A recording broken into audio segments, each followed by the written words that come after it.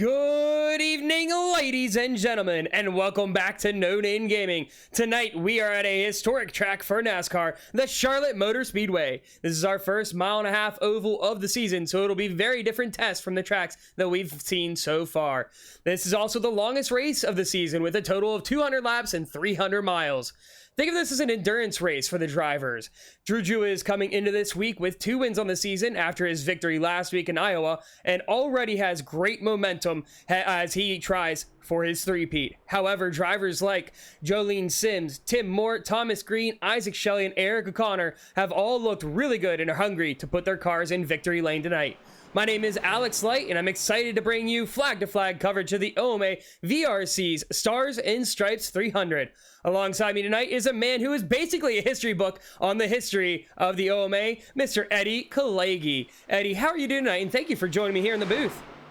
Alex, I'm doing great. I appreciate the opportunity to join you. This is so much fun. You know, I've followed this league. I've been part of this league for 5 years. Now finally getting to be in the booth for a race on iRacing, and one with a lot of history. 9th time we've been here for the VRC and the Stars and Stripes 300. Only 3 drivers have ever won this race before. Tyler McDonald, Tim Moore, Drew Jua. They've combined to win the 8. Legends are made at this track. The 3 winningest drivers in VRC history are the only 3 to ever win this prestigious event, and all 3 of them will be vying for another victory in this one in North Carolina tonight. Well, we'll see if we'll be able to get Tyler back in victory lane here tonight. It's been a little bit of a struggle for him start of the season, but you never know, can always turn it around. And we take a look here at the driver standings. As we said in the intro there, Drew Jua is currently the points leader. You take a look through Min Hang down in 7th place, but he did get a race win at Auto Club. Taking a look at the standings, are there any surprises here, Eddie? It's tough. I'd say what's really impressed me so far this season is Ike Shelley's performance, someone who was away from this series for 3-4 seasons, and during that time, he's really invested on iRacing, a former VHS champ, and he's really become a staple for McGuinness Motorsports. I've also been very impressed with Eric O'Connor, sort of third fiddle to Drew and Tim, the 2 legends at OCM Racing, but the fact that he's been able to step up and be consistent all 3 weeks, those are the 2 guys who have really surprised me most so far through the first 3 races. Yeah, you take a look right now at the cutoff line. You also have drivers such as Tyler Glass, Kevin Yerguez, JT Sipes, and Ryan Miniker. And one that you've mentioned to me before, James Mendez.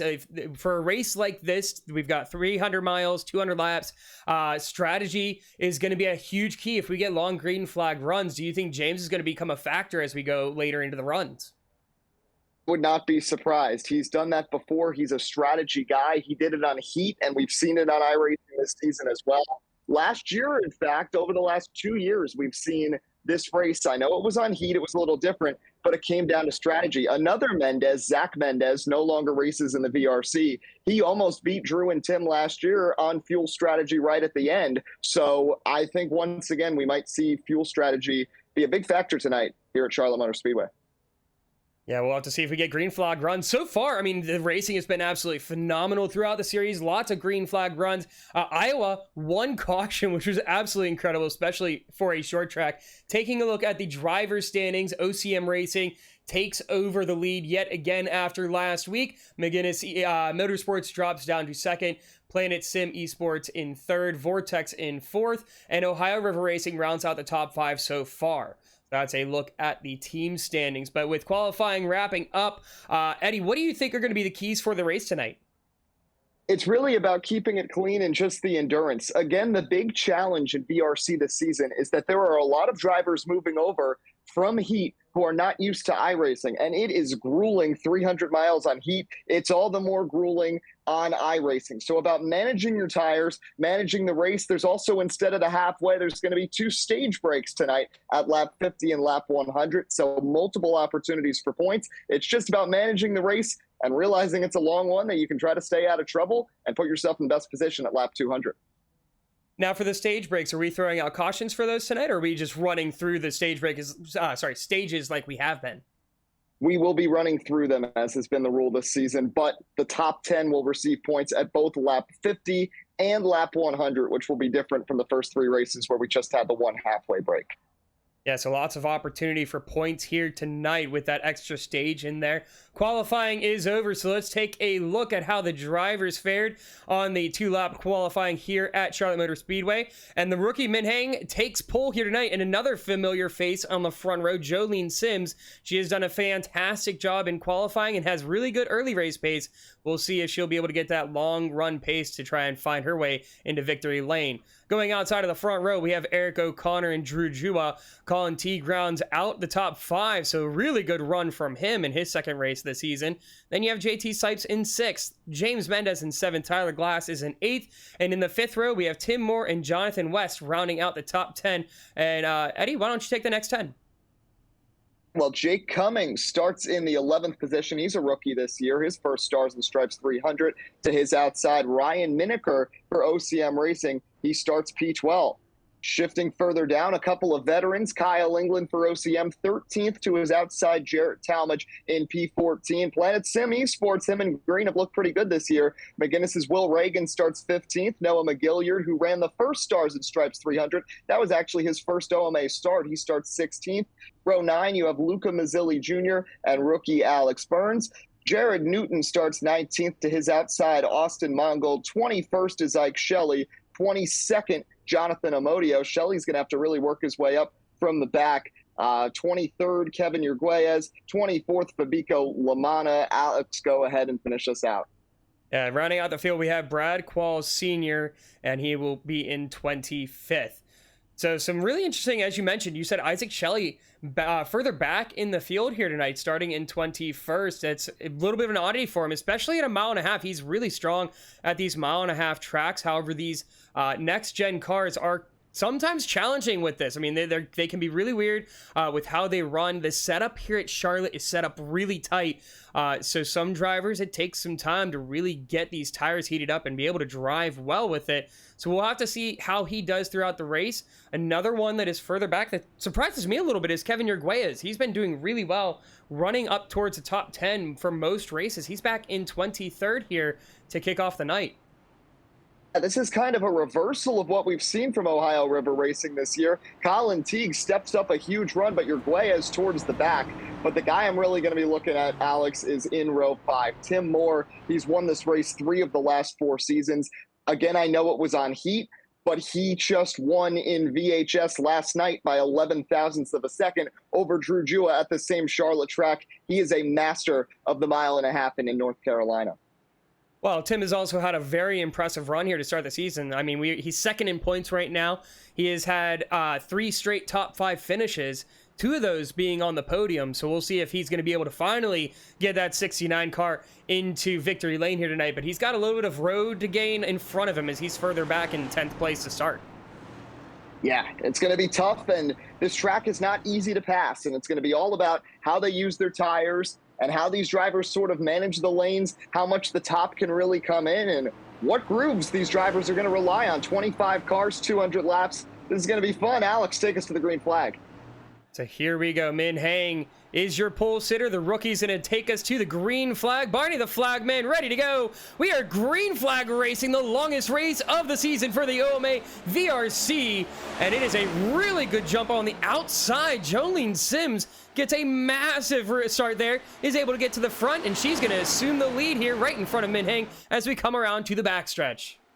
How ironic is that after what happened at Auto Club when Sims cleared down and caused the wreck, and Heng was the fast one on the restarts, but look at Min Heng back to the bottom. And a really good move by Min Heng, able to dive down to the inside into turn 3, and that's going to be a move that we're going to see throughout the race. So something to keep an eye on as we go further and further. And there runs one to the wall further back, and I believe that is Alex Burns. The car has got some major damage, but thankfully no wreck happens besides that, so we stay green flag racing.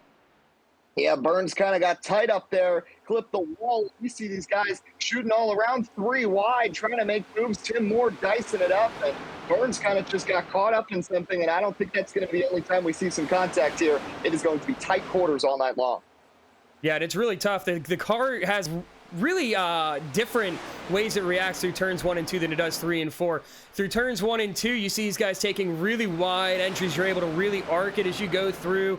You can really ride it out on exit, but if you go through 3 and 4 that same way, you're going to find yourself in the wall because the car does not like taking that wide entry. You kind of have to send it down. As you see, Min Hang is really able to get it down to the bottom, and then you have to keep it really low on the line all the way through exit in order to be able to keep it off that front stretch wall. So if you're going 2-3 wide through turns 3 and 4, look out, because there's going to be some bumping and banging as you fight for space on the track.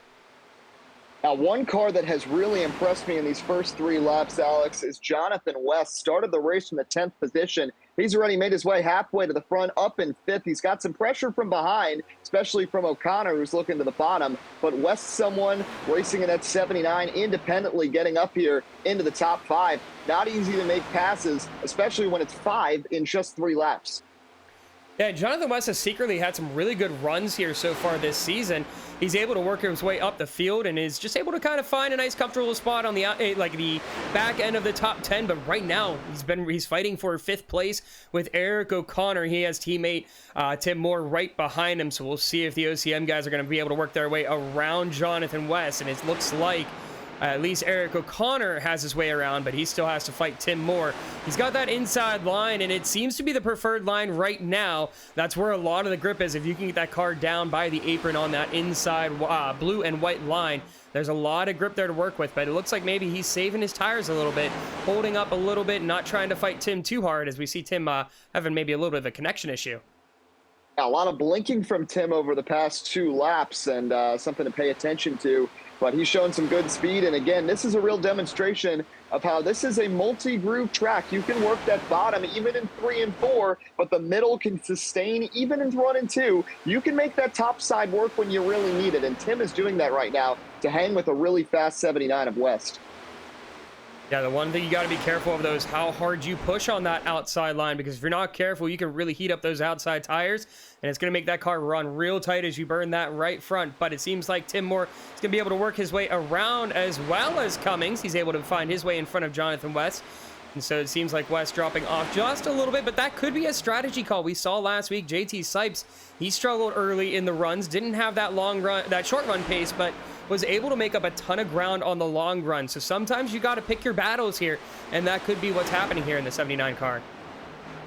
It's not over until it's over. I know we're talking about this so early in the race, but your leader right now, Jolene Sims, the unfortunate story for McGuinness Motorsports for these first 3 races, that they have had plenty of speed and just haven't been able to close the deal. Sims was in the mix at Iowa, had the pit road miscue after she was really keeping up with Drew Jua, and Jua was able to run away. Then at Auto Club, her miscue, and of course we all know what happened with Brandon Schulenberger in the Daytona 250. So with McGuinness, it's been great. They have a nice arsenal of drivers. All of them have plenty of iRacing experience. It's just all about completing a race in full and being there at the end. And McGuinness they've just been one step away from good performances this year, hoping they can turn it around. And Jolene Sims right now looking good, and she has a fantastic Flex Seal patriotic paint scheme.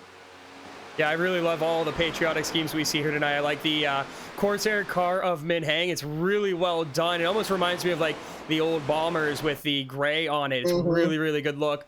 And then JT Sipes has a really nice car back there with the red, white, and blue. I love themed races, seeing all these different schemes and like that, all that kind of stuff. And some of the creativity you see out of these cars. It's really neat. It's really fun to see all the different things on track.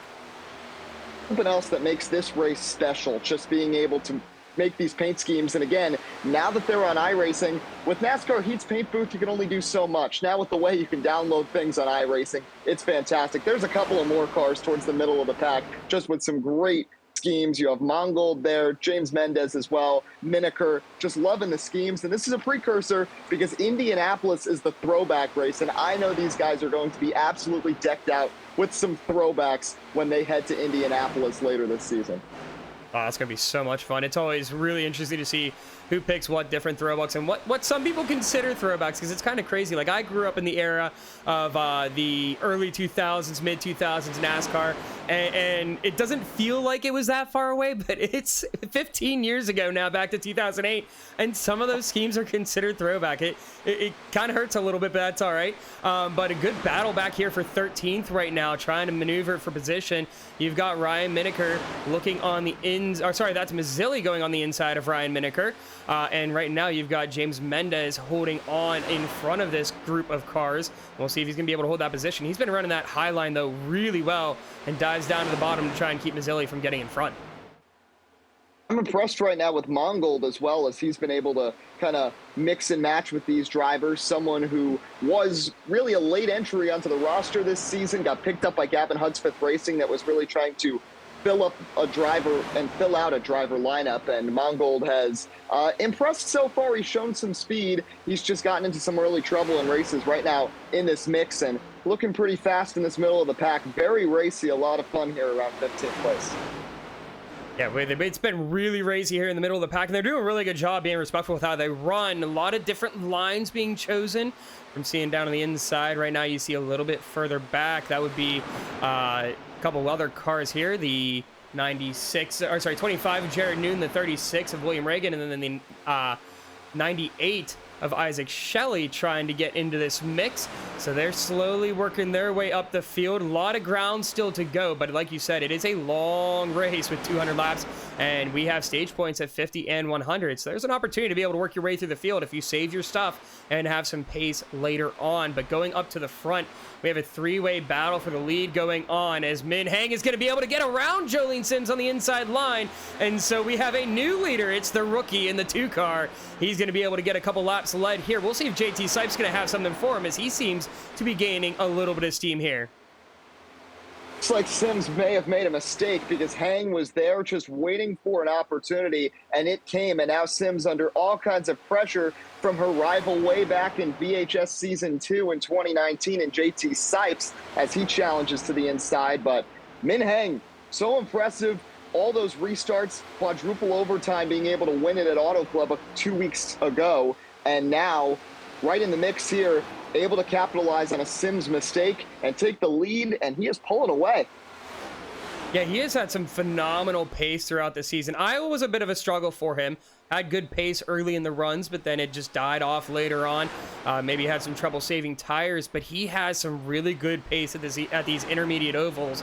He was really strong at Auto Club, one of the faster cars, and here you see already in 2 laps has pulled a half-second gap over Jolene Sims and JT Sipes. So, I mean, he's got something in that 2 car that maybe the others don't. We'll see if it's going to be consistent pace, though, as we get longer and longer, 18 laps in, and we're going to start to see some of that tire drop off. So we'll see who saves and who hasn't. But one car I want to make note of a little bit further back here is Drew Jua, the 4. We haven't really talked about him much here tonight. He's just kind of minding his business here behind the top 3, kind of waiting to see who makes a mistake and when he can jump them. Yeah, and this race has special meaning for Drew, the 3-time VRC champ. He got his first career VRC win in this race 7 seasons ago, driving for Thunderbolt Racing. Followed it up with another win here in Season 4, and then did it again in Season 7. So proven success here. And this is what the story was last year as well for both he and Tim Moore. Again, it was against different competition as Sims washes up near the wall, but they both kind of bided their time, didn't really challenge for stage points. Their focus was being there at the very end at lap 200. So I'm not expecting to see all that much aggression from either of the OCM guys who know how to win this race. They're just going to hang out, hang around, try to wait on the other drivers, and put themselves in position as Jua washes up, and he clips the wall off it too. Yeah, we're starting to see those cars run really tight, and that's something got to keep an eye on as we get longer and longer in the run. Who's going to have trouble keeping that car down on the inside all the way through corner exit? And another thing sometimes with this Gen 7 car that gets a little funky is the exit of turn number 4. Sometimes that car, there's that little bump on the exit of the hill of turn 4 where that car gets a little loose, gets a little light, and you can sometimes lose that back end if you're not careful with how hard you push on exit. But Drew Jua finally working his way around one of these top 3 drivers, takes Jolene Sims to the inside through turns 1 and 2. So he's now up to 3rd place. We'll see if he's going to be able to catch up to JT Sipes. Looking a little bit further back, we've got Tim Moore, Eric O'Connor riding side by side, and this has been kind of a trend with these two. Anytime you see the longer runs, it seems like Tim is just kind of following Eric around. He's not really pushing him, just kind of following him. And I'm kind of wondering if that's a strategy call or what they're trying to do with that. If they're just trying to like ride each other out, see how fuel strategy is, things like that. I mean, I know they're teammates, but what do you think that the reason behind that might be? And all I know is that these two work together constantly. Go in the OCM Racing Discord server on a late night. The chances are Tim Moore and Eric O'Connor are on iRacing together, working together. So these two know each other well. And I think they see this as an opportunity to work together and carve through the field together. I don't think they're really going to challenge each other all that much. They're just trying to figure out this race. These first 50 laps, I think, are all about experimentation, figuring out what you have for the full 200 and the remaining 150. So these two, they're going to race each other calmly. Again, they know each other very well. They're just trying to hang out and see what happens with the top four in front of them. Yeah, we saw this at Iowa. They rode out together for pretty much the entirety of the green flag runs. Going a little bit further back here, see Jonathan West. He's worked his way back up to 11th place here. He's going to be trying to fight Kyle England here for the top 10 spot. And Kyle England has had a very good run so far. He's been kind of sneaky good. Not anything flashy or anything like that, just really good consistency as he's been racing through these first three races, as you see Jonathan West trying to go around the outside here on the quad oval.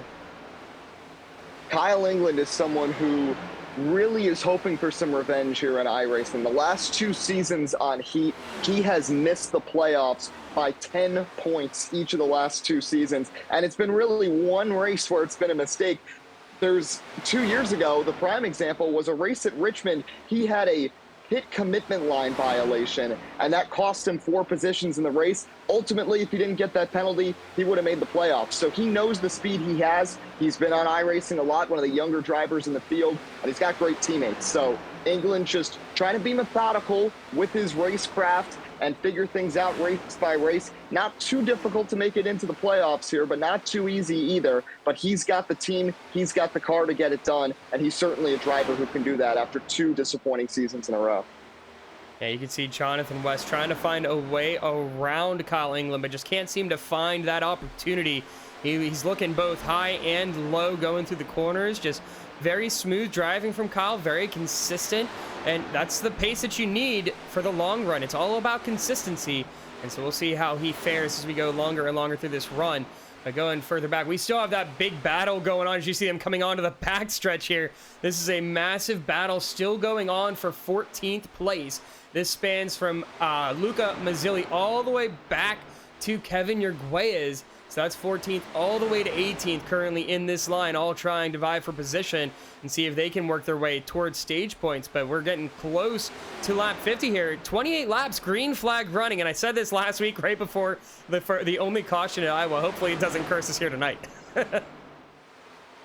No, I mean, overall, generally, these races have been surprisingly clean for the first 3 on iRacing. I know Daytona and Auto Club both got a little messy at the end, but generally we've seen some great clean racing, and this battle embodies that. These 5 cars, I mean, they've been under a blanket for like 15 laps. We were back here 10 minutes ago talking about these guys. Now we're back here again, and they're still racing side by side, giving each other room, but at the same time racing hard. And this is what makes the OMA so entertaining. These guys know each other so well. They work together. They know what they do, and they just find their way. And for Yerguez especially here, we know he's got speed. He showed it at Iowa. He showed it at Auto Club, and he is trying to make his way up after a really tough qualifying session, starting back all the way in the second to last row. He's working his way slowly but surely, just moved into the top 15, almost has caught up to his teammate Colin Teague for Ohio River, but right now it's just taking it a position at a time, and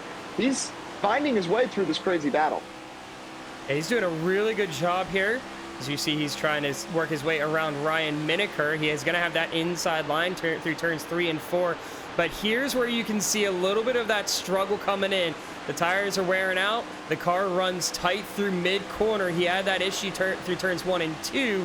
Was able to continue rolling that speed through. But 3 and 4, that turns a little bit tighter. So you can see he had a little bit of struggle getting that one in. But it looks like he's going to be able to work his way around Ryan Miniker, and he is going to be clear on the backstretch. So there we go. 2 positions there for Kevin Yerguez. And while he might not be a great qualifier, he is a great race pace guy. We've seen him continually work his way through the field each and every race. He's always one of our highest movers, our hardest chargers. for every race, and you can already see gapping the guys behind him as he's going to try and hunt down for 13th place, but he's got a while to go to catch up to teammate Colin Teague. Well, I caught that there through turn 4. Miniker's back end really came out on him, and he was a little slidey through 1 and 2 as well. So 32 laps into this run, the tires are really starting to wear down, and that's the tough thing about battling. Miniker was at the center of that battle for 20 laps. Definitely had to use up some tires, and the pit cycle is underway as some cars come down. And Jolene Sims, who we saw lose the lead at the beginning, is one of the first takers coming down here. We saw her kind of lose the tires as that run went on, and unsurprisingly, is a first taker here in the pits in the first green flag cycle. Possibly learning from last week's mistakes during the green flag runs. She was one of the last ones to come in, and it really burned her on pace as she fell way behind people who pitted early, like Drew Jua. You also have Min Heng, who's coming down pit road, which means Drew Jua is going to assume the lead, but he's going to have a little bit of a battle here as JT Sipes behind him, as well as teammate Eric O'Connor, who's caught up a lot of time. He is now right behind Drew.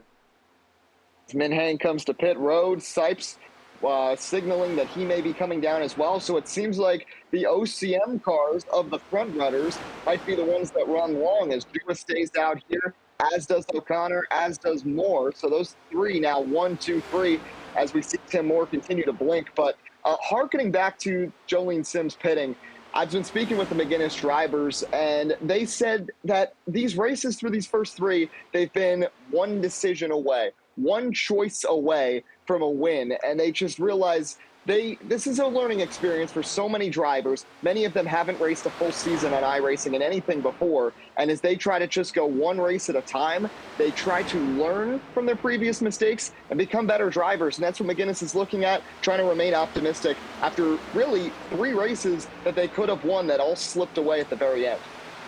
Yeah, I mean, it's very accurate when it comes down to one decision has made that difference, whether it be when you pit or how you get into pit road, things like that. But they've been, like you said, they have been there each and every week. They have been really strong runners, and they've had some of the best pace out there. So we'll see if that's going to continue here tonight, as they had a really good start to the race. Now as we get into strategy, is that going to be an issue yet again, or are things going to be able to finally work themselves out, as we've got a really good battle here between Jared Talmadge and Jonathan West, as Jonathan slowly working around the field. He's trying to get back up to Kyle England, as he's dropped back a little bit, now battling here with the 8 car. Or sorry, that's the 8 of Tyler Glass, isn't it? Yeah, oh no. Sorry, the number shows the 8, but it's actually the 16 of Jared Talmadge. That's not confusing in the slightest, as they go door to door through 3 and 4. Hey, you know what? It's a cool paint scheme. Dale Jr., shout out to him. And Jared Talmadge, number 8, number 16, doesn't matter. He's cracking the top 5. He's showing plenty of speed running the top, even on old tires. Yeah, he's doing a really good job keeping it up there. He's going to look for the switchback, maybe. Goes to the inside. Is he going to make that dive? He will look to go to the inside. Jonathan West got to really get that car down in there, but he's not going to be able to make it stick. Jonathan West has that speed on the outside line, as you see Kyle England come down pit road. So now still a handful of cars have not come in. It would be our top 15 from Jared Newton up have stayed out so far. So only a handful of cars have come in pretty early here. So we'll see maybe some of these cars, like you have Drew Jua, Tim Moore, staying out for the longer run. It's a similar strategy that we saw them run at Auto Club, and obviously it paid out for them because they had 2 guys in the top 3. During this first cycle, Alex, I've been really impressed so far with the pit entries as we see West and Talmadge come in. The fact that these drivers have been able to keep it clean. England was a little aggressive coming in, but it paid off for him. It is not easy to get onto pit road here because this is a high bank track. The transition to the flat pit road when you're already have bad handling at the end of a run, it's not easy. And these guys are doing a pretty good job this first time around. And it looks like we've got a whole bunch of cars coming in here, as there's a lot of radioactivity. Tyler Glass coming on in. Tim Moore's coming down. I believe I heard the 10 is coming down as well. So a huge cycle coming through. And they're able to maneuver that really nicely, as Tim Moore and Tyler Glass came side by side. And it actually works out in Tim Moore's favor, as he ended up gaining a little bit of position over Tyler Glass. That was really impressive from Moore to kind of run the outside on the pit entrance. And really the only team that we're seeing stay out is Gavin Hudspeth Racing. At this point, Jonathan Amodio in front. His teammate had also stayed out for a bit. That's Mongold, who is now in the pits. And now finally at lap 41, Amodio is going to make his way down pit road. Yeah, it looks like Amodio is probably going for the lap lead. So he's going to come in the last driver to come down pit road, which means Jolene Sims is going to be your race leader as she comes around this time. And we're getting close to the end of the stage. Only 9 laps left to go. Min Heng is right there on her tail, fighting on for first place. Further back is JT Sipes. Then Drew Jua and Eric O'Connor will be rounding out the top 5 once Amodio follows through the order. So really spread out after that pit cycle. JT Sipes was up there with these two throughout the beginning of the run. But you can see just the difference in coming in earlier or later. There's a 6-second gap from Jolene Sims back to Drew Jua, and that was a difference of 7 laps. So it goes to show sometimes pitting early can pay off, but you also have to think this is a long race. We've had lots of green flag racing, so you want to make sure you split things up in a way that's going to work. They do have lots of additional tires, so you can also play with strategy that way. So we'll see what strategy ends up playing out in the long run, but it's going to be really interesting to see if we continue through another green flag pit cycle, who's pitting in early and how much of a difference that's going to make. The tire fall off is clearly extensive. We saw JT Sipes absolutely on the edge trying to make it to pit road. What was interesting is what happened here. So Sims did the absolute short pit. She pitted before everybody else, including Min Heng. She fell behind Min Heng at first in the cycle and then ended up getting around him and is now back in the front. So great execution by Sims through all of that, but both of them being able to strategize and get this far clear. Now the question is, as this run goes on, can the OCM cars make their way back up in a race that's 6.5 sub-second gap? Tim Moore way back in 11th place, but it's really about Drew and O'Connor, what they can do and how they can erase that gap as this run goes on. And eventually lap traffic will probably become a factor as well. 24 cars still on track. Yeah, we've got a long way still to go, but only 6 more laps before we get to stage. But you can see just in the background of this battle going on for 15th, you've got the race leaders. They are not far behind, so look out. This lap traffic will start to become a bit of an issue.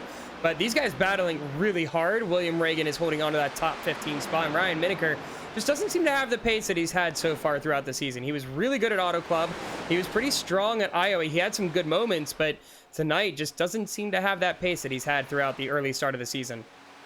Yeah, 1.5 miles have never really been Miniker's strong suit. On heat, for example, he was always racing back there with me, and that's not a good thing because I'm pretty bad. So iRacing, it's different, but he doesn't really seem to have as much pace at this type of track than he had in the first 3 races. And here's a look at Colin Teague and Kevin Yerguea's teammates going at it, and they've been racing really good. I mean, Kevin is up 11 spots, but he's not the biggest mover is the crazy thing. Up 15 spots, and we mentioned this at the top of the broadcast, to look out at him, is Isaac Shelley. He has gained 15 spots throughout this early run here, throughout this first stage, and has actually found himself in 6th place. So I don't know if it was just the fact that he just did not have a good qualifying, or if it was the pit strategy, or maybe just the ability to save tires and have a long run pace, but he has had a phenomenal run for himself. He's kind of in the middle of nowhere right now, but up a total of 15 spots is a phenomenal way to kick off the race.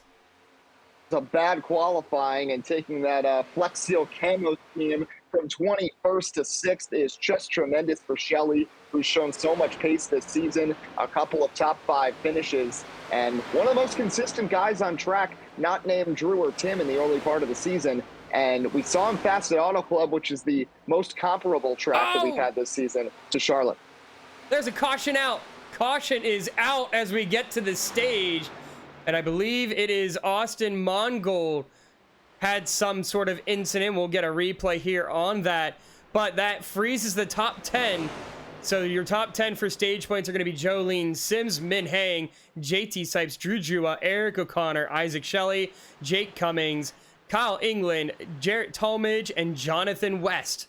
And what timing, though, as they were on the backstretch ready to take the green and white checkered flag for stage. Yeah, and that was interesting. We'll watch the replay here of what happened to Mongold. You see he's back in this pack again towards the middle of the pack, right behind the 74 of O'Connor.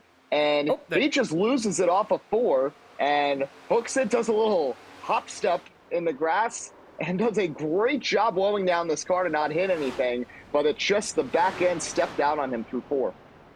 That was a phenomenal maneuvering of the car to keep it off of anybody else. I mean, that is not easy to do, especially through that front stretch, as it will definitely bounce on you, as you saw. But we now are going to have a lot of cars coming down pit road, some opting to stay out, it looks like. But, yeah, phenomenal maneuvering. But like I said, that turn 4 exit, that little hill coming off the exit, if you're not careful, it will definitely send the car, and that's what we saw out of the 10 car. But again, kudos to Austin Mongold from keeping that car just down low, keeping it together, and keeping it from making contact with anybody else on the track. That is not easy to do. Yeah, just credit to him. So now on pit road, I'm curious to see the McGuinness cars, because they have had a lot of issues with just on pit road execution, getting into the box, getting out of the box this season. And as the cars come out, some differing strategies throughout the board. Yeah, wide mix of strategies. The top 6 cars opting to stay out. So your running order here when we get ready to go green will be Jake Cummings, Tim Moore, Kevin Yerguez, Colin Teague, Jonathan Amodio, William Reagan. Those are the cars that opted to stay out. You have Drew Jua and Eric O'Connor. They took just 2 tires, and then, or they just took fuel or 2 tires. We're not sure which. But then Min Hang and JT Sipes are rounding out the top 10, the first cars that took a full service on that stop. So really interesting, though, because, I mean, you think about these guys that stayed out. They ran 8 to 10 laps, depending on when they pitted, on their tires. So you really don't have a ton of wear, but we're going to see a difference in the tire wear from them back to Min Hang, the first car that has a full set of fresh tires. Yeah, especially as we get deeper in the run, if they can go on a lengthy run here, that could spell trouble for these cars that stayed out. 8 laps is a huge difference here at Charlotte Motor Speedway. We'll have, looks like 2 more laps here before we get ready to go green. A couple of the lap cars coming on down. But I believe the 22 here is going to be taking the wave around. That it would be Alex Burns. So he'll get a lap of his back.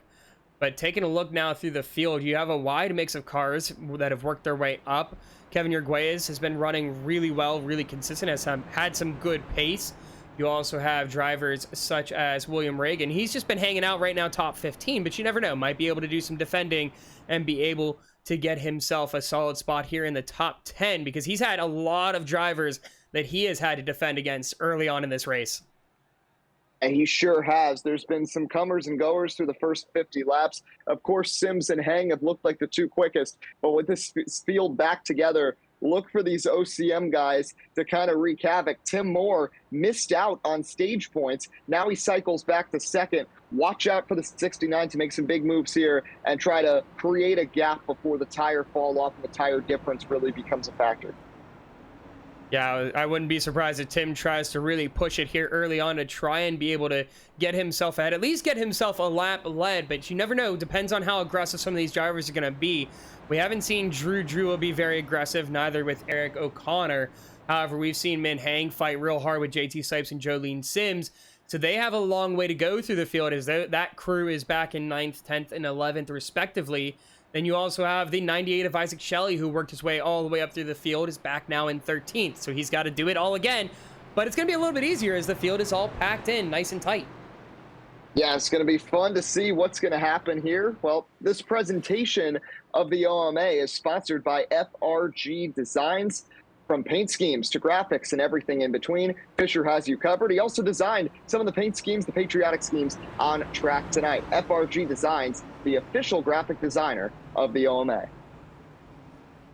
As we get ready to go green, we double file up. And it's going to be real interesting to see who's going to try and make some moves. Fresh tires back in 9th place. You have some fresh tires back with Eric O'Connor, Drew Jua.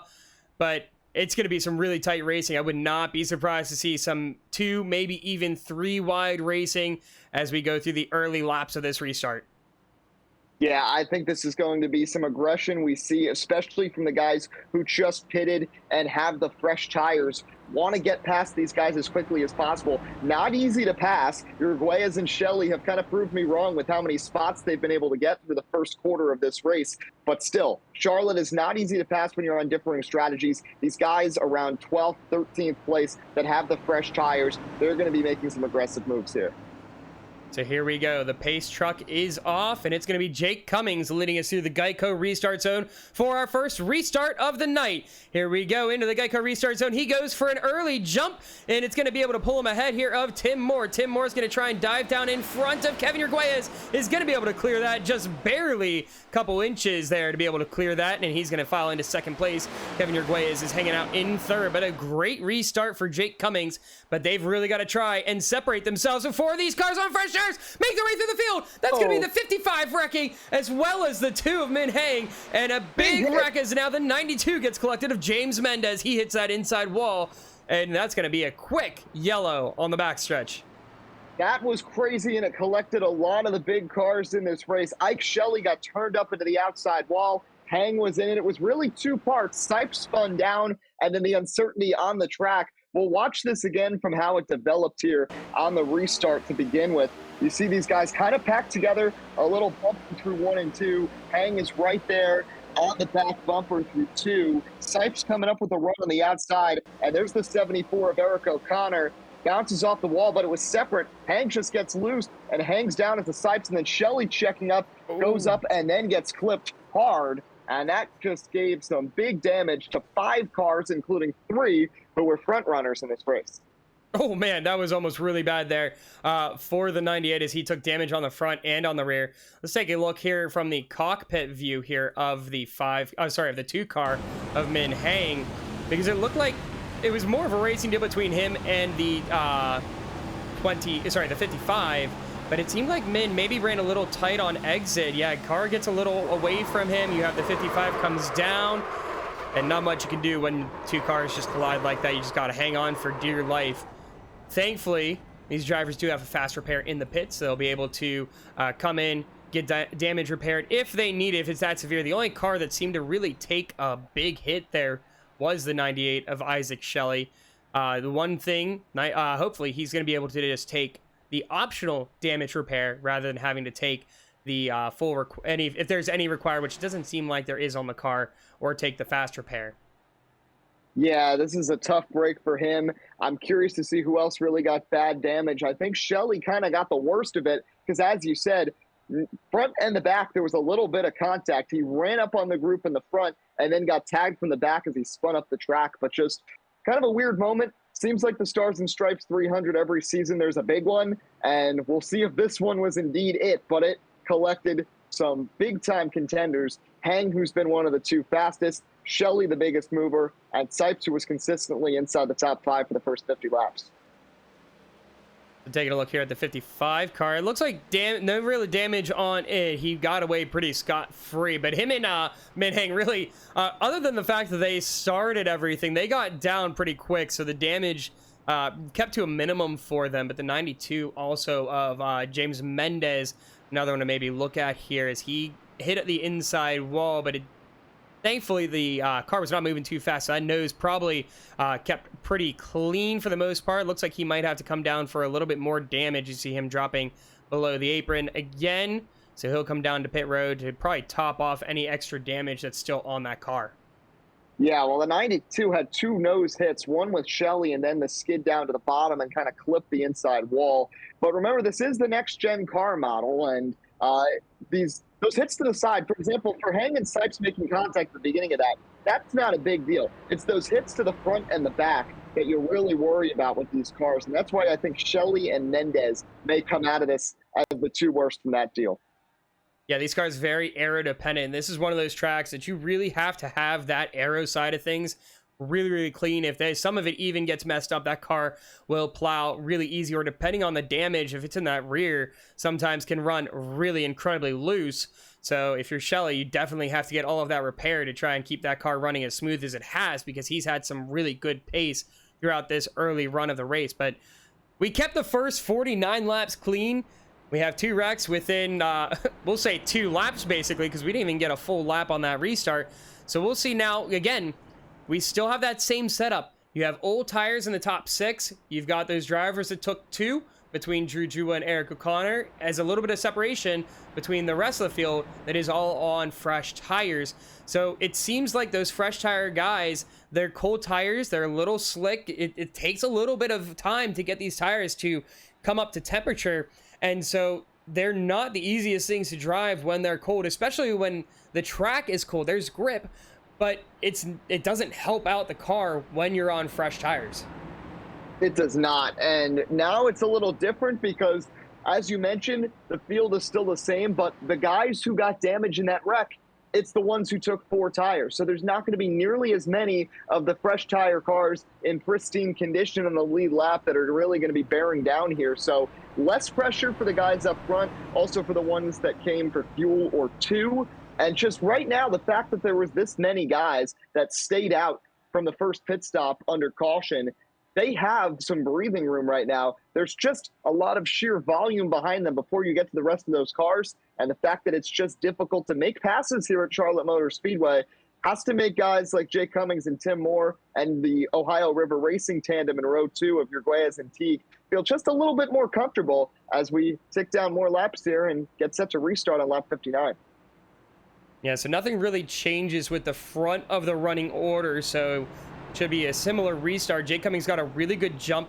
We saw kind of what, it didn't really kickstart that incident, but it was a little bit of a checkup, was the 7 of Jonathan Amodio. He didn't have a great restart, so Drew Jua had a checkup, which then caused a checkup further back, which then combined a couple cars close to each other. So we'll see how the restart goes. Something with those front runners could be wheel spin, so you have to be careful of that. As we get ready to go through the Geico restart zone, Jake Cummings takes us the green flag, and that restart not as good as the one before, as Tim Moore is going to be able to drop down, but Kevin Urguez almost kept him on that outside line. Colin Teague right there in line as well, going to see if he can catch up with his teammate and fall behind, but look out, Jonathan Modio on that inside line, and then he's got Drew Jua knocking on his door. Oh, we've got another one loose.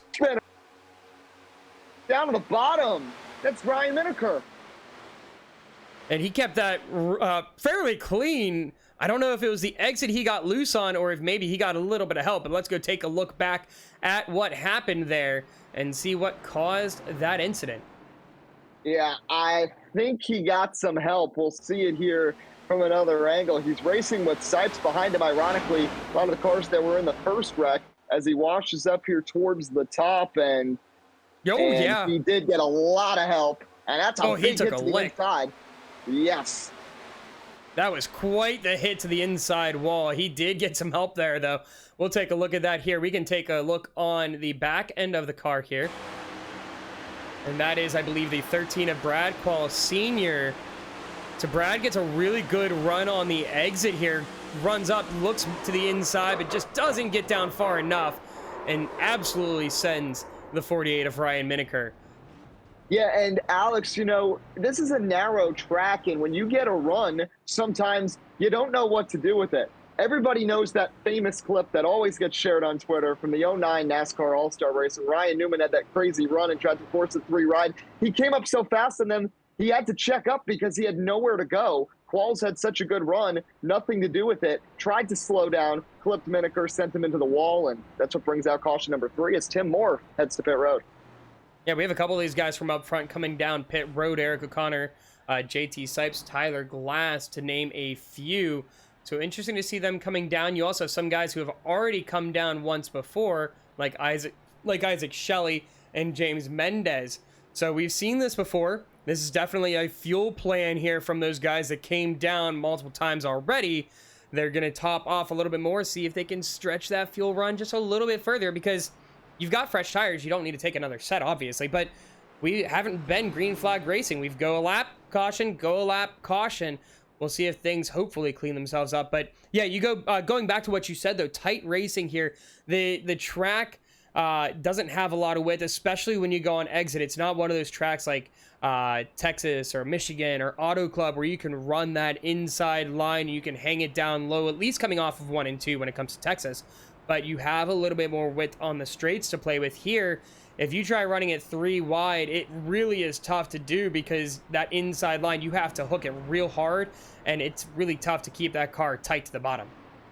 Yeah, the hash marks in the backstretch are very misleading. They indicate that you can go 3 wide, but it is not easy to go 3 wide here at Charlotte Motor Speedway. Well, coverage of the Online Motorsports Association is brought to you by Motorsports Day. Hey, it's me, Eddie Pileggi. Yes, it is I. I break down all the latest news in NASCAR, Formula One, IndyCar, and more. You can listen every Friday from noon to 1 p.m. Eastern on WRSU.org, or you can find archived episodes on Spotify by searching Motorsports Today on the platform. Taking a look here at pit strategy, things really interesting. You can take a look here at just how the pit stops look here. And you can see the last time some of these guys came in. So Drew came in on lap 50, and then you have Reagan who came in on lap 40, but he kind of splits up that group. But that's just kind of a general look at the pit strategies right now. It's really interesting to kind of see how some of these guys still opting to stay out up towards the front with Arguelles, Teague, Cummings, and Reagan. With now this field slowly closing in, that buffer for Cummings is not quite there that he had because you have Drew Jua just 1 row back. So this restart is going to be really interesting if Drew's going to be able to work his way around Kevin, since Kevin is on the older set of tires. It's very funny with Arguelles and Teague, especially. Cummings a rookie, don't know him as well, but Arguelles and Teague have both raced for Ohio River Racing for multiple seasons. Again, for those who are watching this for the first time, this series was on NASCAR Heat for the last 9 seasons, 5 years. Ohio River Racing had Kevin Arguelles and Colin Teague as 2 of their drivers last year. And in this race, Arguelles and Parker Ness used strategy to stay at the front for the first and second stages, and they were aggressive. There were cautions similar to this where they stayed out. It's almost a mirror image of the same strategy. It did not pay off for them at the end of the race, but it did for them to get some stage points. So that might be part of the strategy here as we continue to click off laps in the second stage. They have not run a full lap yet since that caution at lap 49, and we're looking here, we're going to be restarting at lap 64, so we're already more than a quarter of the way through this second stage.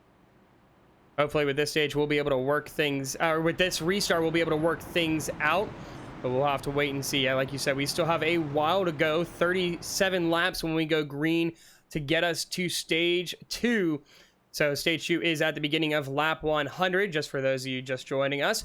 But taking a look now, Jake Cummings, Kevin Arguelles is going to be the front row. So it's going to be interesting to see how Kevin Arguelles runs the restart. He's been running pretty solid behind Jake Cummings on the restarts, but now he's going to have teammate Colin Teague. So I would not be surprised to see Colin try to let him in down on the inside so he can try and have that preferred line. I think so too, because you're going to have Drew Jua bearing down from the outside. Thing is, though, if Teague checks up and Arguelles is a bit too slow making that move, that might allow Jua and Sims to have a clear run at Cummings if Ohio River Racing doesn't figure this out. Here we go. Pace truck is off. Jake Cummings, for the 3rd time now, is going to lead us through the restart zone. As we go through the Geico restart zone, and Drew Jua tries to get a jump, but Kevin Arguelles holds him up a little bit. And there's a checkup there back there with Jolene Sims as well. As we head into turn 1, Jake Cummings gets a nice solid lead. And here comes Kevin Arguelles down to the inside. Don't be surprised if we see Drew Jua and Jolene Sims really rush that outside line. As Kevin Arguelles goes for the block, is not going to get it. He gives Drew Jua some space as we get through the backstretch here for the first time now. We'll see if we can get through a full lap as Drew Jua on the outside is going to assume 2nd place. What a job by Drew Jua to get around 2 teammates, but a great restart by Cummings too to get clear out to the front. The problem for him is that his other buddies who had stayed out all this time couldn't hold Jua back, and you've got Sims now clear up into 3rd place as well as she tries to get by Kevin Arguelles as she almost hits the wall, but Jua is now right there behind Cummings. Oh man, Min Hang goes way down low as he drives all the way to the apron on the backstretch to try and make his way around Colin Teague. And one thing, if you're these guys on the older set of tires that have only pitted once, you want to try and not race these guys on the fresh tires. Yes, you want to try and hold them up and hold your position, but you're really fighting the long game. You're not fighting them right now, and that's what you're kind of seeing. Kevin Arguelles, yes, he's racing these guys, but he's not really trying to be aggressive with them. If they have the speed, if they have the line, he's moving, he's getting out of the way. You see Jake Cummings here, he's got some really good pace on these old tires, and so he hasn't had to worry about Drew Jua quite yet. Don't be surprised if Drew Jua gains him here in the next 5 laps once his tires start to heat up. Yeah, I think we're going to see the difference really kick in maybe by lap 75 or so. But it doesn't matter. Jua is right there toe-to-toe with him, as is Jolene Sims. Nice recovery here from Sims to get up there pretty quickly. And Min Hang, who was right in the mix of that first incident here to bring out the first caution after the stage, all the way up to 6th place, and kind of caught up in the middle of this kind of crazy snake of drivers from 4th through 12th. Yeah, this is quite the pack here, almost 2 wide all the way through. Jonathan West is the one leading this group. Kevin Arguelles gets pushed to the outside there by Min Hang. And so Min Hang is now going to try and work his way around Jonathan West. And Jonathan West has just been a very solid driver so far. Just able to hold his own, make moves when he's got opportunities. But Min Hang has a lot of pace, and so he's going to work his way around as quick as he can and see if he can hunt down those front 3. But so far, Cummings doing a phenomenal job holding on to that lead as Jolene Sims and Drew Jua now fighting each other for 2nd place. And if you're Jake Cummings, that's what you want to see in the rear view mirror, because you can see he is gapping them here as they go through turns 1 and 2. Yeah, this is really impressive from Sims, showing that she does indeed have the speed to challenge Drew Jua. But this crazy pack back here, still too wide. We see Talmadge in the 8/16 going down to the bottom. We've got West washing up to the top. This is so much fun here, Alex, watching these cars try to shift through, make some moves, and again, 3 different strategies. They've all kind of conglomerated in this one group behind the top 3. Yeah, it says each and every broadcast. This is something absolutely phenomenal to see, that these drivers are able to race so hard and yet race so clean. I mean, 3 cautions here today is still a really low amount for these first 70 laps. Usually you see at Charlotte, some races will occur like we get, say, 6 cautions at this point or things like that, just because of how tight the driving is, how aggressive drivers go. But these guys really know where the limits are. They know how to race respectfully, and so it's been really good. This pack here is starting to thin out a little bit, but you see now Colin Teague racing Tyler Glass back there is now the start of where this pack is. It's worked its way back to 9th place and 8th place as you see them going side by side. But I do have to say, William Reagan, one of those drivers on the older sets of tires, he is actually the highest up besides Jake Cummings. He is doing a phenomenal job of maintaining position. He is. Now, you mentioned Colin Teague. His teammate is having big trouble right now. Kevin Arguelles caught the wall off of 4, lost some laps, caught it off of 2, and just caught it off of 2 again. So Arguelles falling way back in the pack and just keeps clipping that outside wall. Yeah, a little bit of radio chatter coming in there as well. Not so happy with Colin Teague. It was a good move from him, I'll be honest. He got down to that inside line. He's able to block Luca Mazzilli there through turns 3 and 4. But he's got the pace right now. If you've got the pace, you might as well run it. And it's something to be a little shocking here to see 10-lap older tires than the rest of these drivers. He's able to keep pace with them for the most part. Teague is really impressing me, as is Will Reagan that you talked about. I do think there's going to be a point where it's going to sort of flick and these guys are going to start to fade, and I think that's going to be coming pretty soon, maybe by lap 80 or so. But right now, they're all doing good, and of course, the whole field is still chasing Jake Cummings as a rookie, hanging on to this lead in the Stars and Stripes 300, despite the bold strategy and 2 fast cars right behind him. It is all Cummings right now as Sims and Jua try to close. Yeah, that strategy seems to be working out here for Jake Cummings as he still holds that lead, but it's not going to hold for much longer. because you see Jolene Sims has quickly closed in. That gap that he had of about 0.3 of a second a couple laps ago has dwindled now to just about a tenth, just about a car length here, as Jolene Sims might be looking to make that move here for the lead within the next 2 laps, as she's looking to the outside line. That has been her line throughout this race, but like we said, through that first green flag stint, her tires fell off real hard once they fell off, and she really dropped through the field, as she was one of the first ones to come into pit road. She's going to look to the inside line here through 1 and 2, and she'll be side by side with Cummings. Should be able to get it done through 3 and 4 as long as she maintains that nice steady line and is able to keep that car under control. Just a clean, nice move by Sims, but Cummings again battling back on the outside. But through 3 and 4, we'll see if Sims can do it. Cummings is right there to the door to door through turn 4, and Cummings is still going to hang on to the lead. Man, what a job he is doing on the outside. What an aggressive strategy. He is scrapping for that position. He had a lot of room he could have given Jolene Sims, but decides he's going to come down side draft, or not even side draft. He decided to swap some paint as he comes all the way down through 3 and 4. We'll see if he goes for that strategy again, but he's got the pace, and it seems like Jolene Sims has to respect that a little bit, as you see her holding off a little bit through 3 and 4, but now looks like she might have it as we get ready to go into turns 1 and 2. And again, he just somehow finds that little bit of extra pace, and those tires, even though they're older, it's just phenomenal what he's able to pull out of them.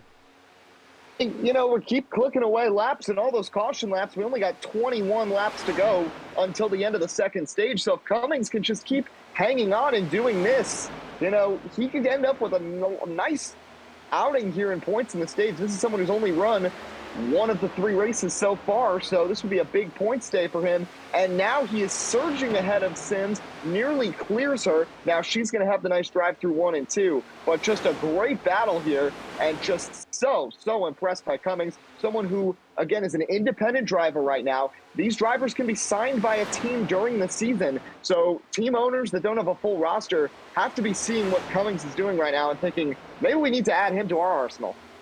You see right there, Cummings is able to clear Jolene Sims. So he's going to assume that lead so far. We'll see if he's going to be able to keep up this pace, because that was some really hard running. Had to really use a lot of those tires. And in the meantime, you see in the background, Min Hang is able to catch up because these two fighting so hard. Drew Jua just hanging back, waiting for something to happen. I think once they make their moves, whoever's able to get in front and keep it up front, you're going to see Drew try and make his opportunity to get into the lead. But I wouldn't be surprised to see Min Hang start to try and fight him. But oh yeah, Drew decides it's time to go, gets behind Jolene, is going to try and push her to the lead so they can try and stay ahead of Min Hang. It's a quartet for the lead right now here, and Sims clears finally. Can Cummings get the run here through 3? I don't think so. What a valiant effort we've seen from Cummings, and now we'll see if he starts to slip. He opens the bottom for Drew Jua, and we're at lap 81 now. I wonder if this is the time where we start to see the tire change, as Hang is going to try to push Jua through. These two responsible for all 3 VRC wins right now so far this season, and they might both get past Cummings here. Yeah, after about 7 or 8 laps of really hard fighting with Jolene Sims, you see him starting to really fall off there.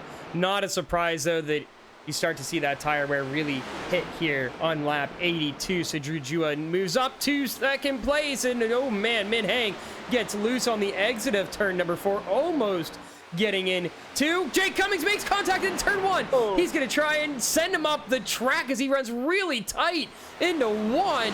Very aggressive racing from Min Hang, but it looks like he should be able to pull ahead through turns 3 and 4 on Jake Cummings, but that's been his bread and butter. He's been really strong through 3 and 4, but it might be the opportunity Jake Cummings just decides to pick his battles and let Min Hang through. My goodness. Cummings, this is incredible. I mean, 10-lap older tires. Nobody else has been able to do that here in this field. But the problem is now the sacrifice, because by doing that, this pack that they were 2 seconds clear of, they are now all right here and are probably going to start picking them off one by one. So for Cummings, as fun as it was to fight for those positions, he's put himself now probably a chance to get freight trained over the next few laps and miss out on stage points. But he is certainly making it a great broadcast for us. Yeah, absolutely. It was a really bold strategy. Phenomenal to see what he was able to pull out of that car for so much longer than many others that went for the same strategy. But yeah, he's going to start to really fall hard, but maybe not, because you got behind him 3 wide racing between Tyler Glass, Jonathan West, and JT Sipes. Almost 4 wide. It looked like Mazzilli was going to think about it, but you can't really fit 4 wide here. You can, but it's going to be a very, very tight squeeze. Look who's climbed his way back up to P8. The mover of the race, he gained 15 spots, got taken out in a wreck, and now comes back up after the repair. Ike Shelley up into 8th place again, making bold moves. The Pennsylvania native, again, he knows how to run well. He raced in the VRC a few seasons ago. He won the VHS championship for McGuinness a few years ago on heat, and the caution is out. Yeah, that would be, it looks like William Reagan brings out that caution, and that really is going to throw a kink in some plans. Strategies now possibly thrown out the window because we are getting close to 110 laps to go. But let's see what happened here that brought out the caution. And maybe just car getting loose here for Reagan. Oh, he's actually down pit road as he was going through his pit cycle. It must have been coming off of pit road, just got gas it a little hard. Oh no, caught the bump on the apron. But then came up the track a little bit. It was on the apron, so surprised to see that it brought the caution out, but nonetheless, we're going to bunch it back up. That was a bizarre sequence right there. I will say, probably the signal, the fact that his car, the rear of the car was so close to the apron, that could have been dangerous for someone running a low line through 1 and 2. And now the strategy is all these leaders come down pit road. If you just joined us in this broadcast, settle in, grab some popcorn. These next 13 laps to settle stage 2 are going to be fun because strategies are going to be a mixed bag yet again out of the pit stops right here. Yeah, it's going to be really interesting to see what's going to happen if we get another long green flag run, but we're going to get a full cycle for pretty much everybody here, everybody on the lead lap coming down pit road. So you see the 92 of James Mendez, the first one out, and he will be your race leader. So what a pit stop by him as he jumps a lot of people on the field. That was really impressive. And again, this is someone who earlier in the race got all kinds of damage in that wreck and had to pit multiple times. So nice to see from him, and just a good sequence here for several drivers. And now we'll just see what happens. We saw the intensity, Alex, at the beginning of this run. It's going to be so much more here with points on the line in just 11 and a half laps time. Oh, I'm not sure what's going on. It sounds like a little bit of radio chatter about Mendez came down pit road, but didn't actually come through and take tires. So he actually just went through pit road. So we'll have to see if he's actually going to opt to drop to the back of the field. So a little confused on what all happened there, but they'll end up working things out eventually here. But mixing up the running order a little bit, if he is not going to be the leader, Min Hang will be the race leader with Jolene Sims in second and Drew Jua in third. Then Jarrett Talmadge and Kyle England rounding out that top 5. But we'll have to wait and see what's going to happen here with James Mendez because he is on an older set of tires. He is. He came down to pit multiple times after that first incident. And the real question here, too, is with all the caution laps, I mean, is it possible to be able to run the lap 100 based on when he pitted? I think it's something to consider. If this was a mistake, maybe it could be a mistake that works out for him. But again, I don't think he's going to be able to do the same thing Cummings did. Cummings was able to hold off on 10 lap worse tires. This is going to be more than 20 laps difference here for Mendez. Yeah, that's quite the stretch to be able to make these tires last, and it's really hard to make them fight against really, really fresh tires as opposed to what they were doing earlier, where those tires were just slightly worn in, and you saw some of those drivers be able to hold their own for about, say, 10 to 15 laps, but in the case of Jake Cummings, he was able to fight for about 20. But it does appear that James Mendez is coming down to pit road as he is down on the apron, so he will drop to the back of the field. But you have Minhang then in the race lead. A couple drivers going to take their wave round, them being Kevin Yerguez, William Reagan, and Eric O'Connor. So they will be back on the lead lap, except for O'Connor, who currently finds himself, it looks like, about 10 laps down. Well, as we wait for the restart coming up soon, a quick little run through of what else has happened in the OMA this week. It started on Thursday, the Sports Speak Truck Series at Charlotte.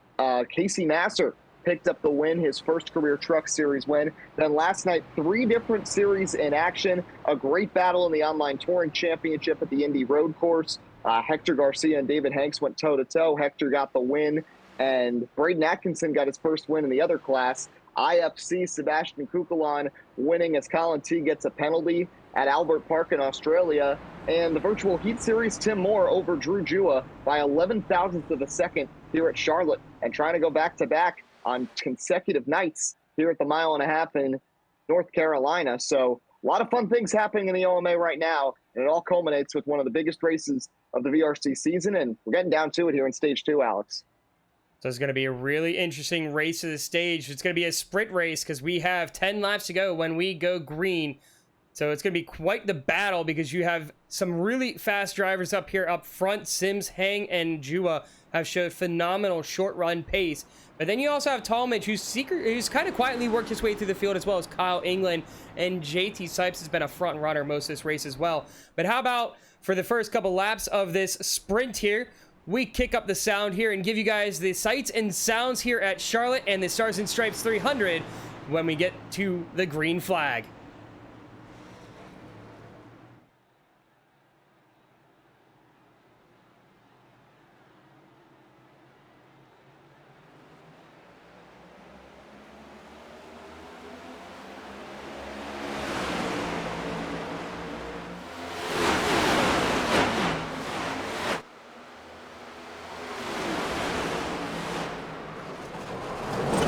And a caution is out. Ooh, we got a front row seat of that as we were looking right on the wall. That looks like it was the 45 Mazzilli and the 92 of James Mendez. And we barely got through turn 1 before that incident happened. Yeah, we didn't even get to fully crank them up, Alex. And immediately we see that through 1 and 2. And yeah, we got a perfect point of view of what happened off this restart. And you'll watch further back in the field, a little disorganized to begin with these cars kind of catching up who pitted. Mendez had the bizarre cycle, and let's see what happened here. The 92s got the run. Is he going to get some help, or does it happen in front of him? Oh, he checked up. Yeah, it was a further ahead. There was two separate wrecks. Mazzilli was already around in front of him. He checked up, and he got turned around. Yeah, so let's go see what happened there with Mazzilli. Because he had that was a checkup there from the 92 of Mendez, and Eric O'Connor just happened to make contact with him. But let's see what happened here with the 45. Oh, and he just a little bit of trying to make a tight squeeze on Colin Teague, and Colin Teague had nowhere to go, ends up making contact and turning him. But that is, for both drivers, pretty significant damage. You can see on the rear there of the 45, he took a pretty good lick. That back end definitely beat up a little bit. The 92, a little bit better off because it seemed like he just spun, but you can see that right front crinkled in a little bit. That's probably going to be a little bit of a wheel rub, it looks like, on the right front tire, which definitely on a track that already eats that right front tire is not going to help on the long run. 92 already had to do repairs after the first wreck, and just interesting what happened there between Mazzilli and Teague. As you referenced during the previous run, a little radio chatter after the two tangled, and Teague making an aggressive move again, and it ended up sending Mazzilli around. And as we mentioned, just a check-up chain reaction behind, and Mendez gets the worst of it as O'Connor kind of ran in the back of him. So now this is going to be a really interesting race here to the stage if we get there, because we're going to have about, once we go green, probably 4 or 5 laps. Just depends on how many lap cars are, if lap cars come down pit road. And it seems like there are a couple that are currently in pit road, so it's going to be really interesting to see how some of these drivers elect to fight, or if they choose to fight for the stage points. I mean, you've got a lot of drivers up here that desperately need stage points to move themselves up the order. One driver that I'm not surprised, or that I am surprised is not further up the field, would be that of Tim Moore in the 69, who's currently riding back in 9th place. He came down at one of the back-to-back cautions to top off on fuel and moved himself further back in the order, but currently finds himself at the back of the top 10. Still in position to get points, but I don't think quite where he would like to be. Yeah, surprisingly irrelevant today for the most part. Tim Moore hasn't really cracked the top 3 at all. Best we saw from him was the first run. He was running about 5th or 6th, battling with O'Connor. But this is someone who has done it all at this track. 3-time VRC winner, 2-time VHS winner, and just hasn't really been in the mix at all. Don't know how much of a strategy move this is. But again, these points do matter throughout the season. He's sitting second to Jua, who's been feasting already tonight, getting some points, and just hasn't really been in the mix. And I think it's ironic, Alex, after all that's happened in this second stage, the top 2 now are the 2 that were the class of the first stage. After everything that's happened, it's going to shake back out to Min Hang and Jolene Sims at the front of the field. Yeah, I would not be surprised if one of those 2 ends up taking the stage, but don't be surprised to see if Drew Jua tries to fight for that first place position. But yeah, those 2 have done a really good job being very consistent all race long, having phenomenal speed.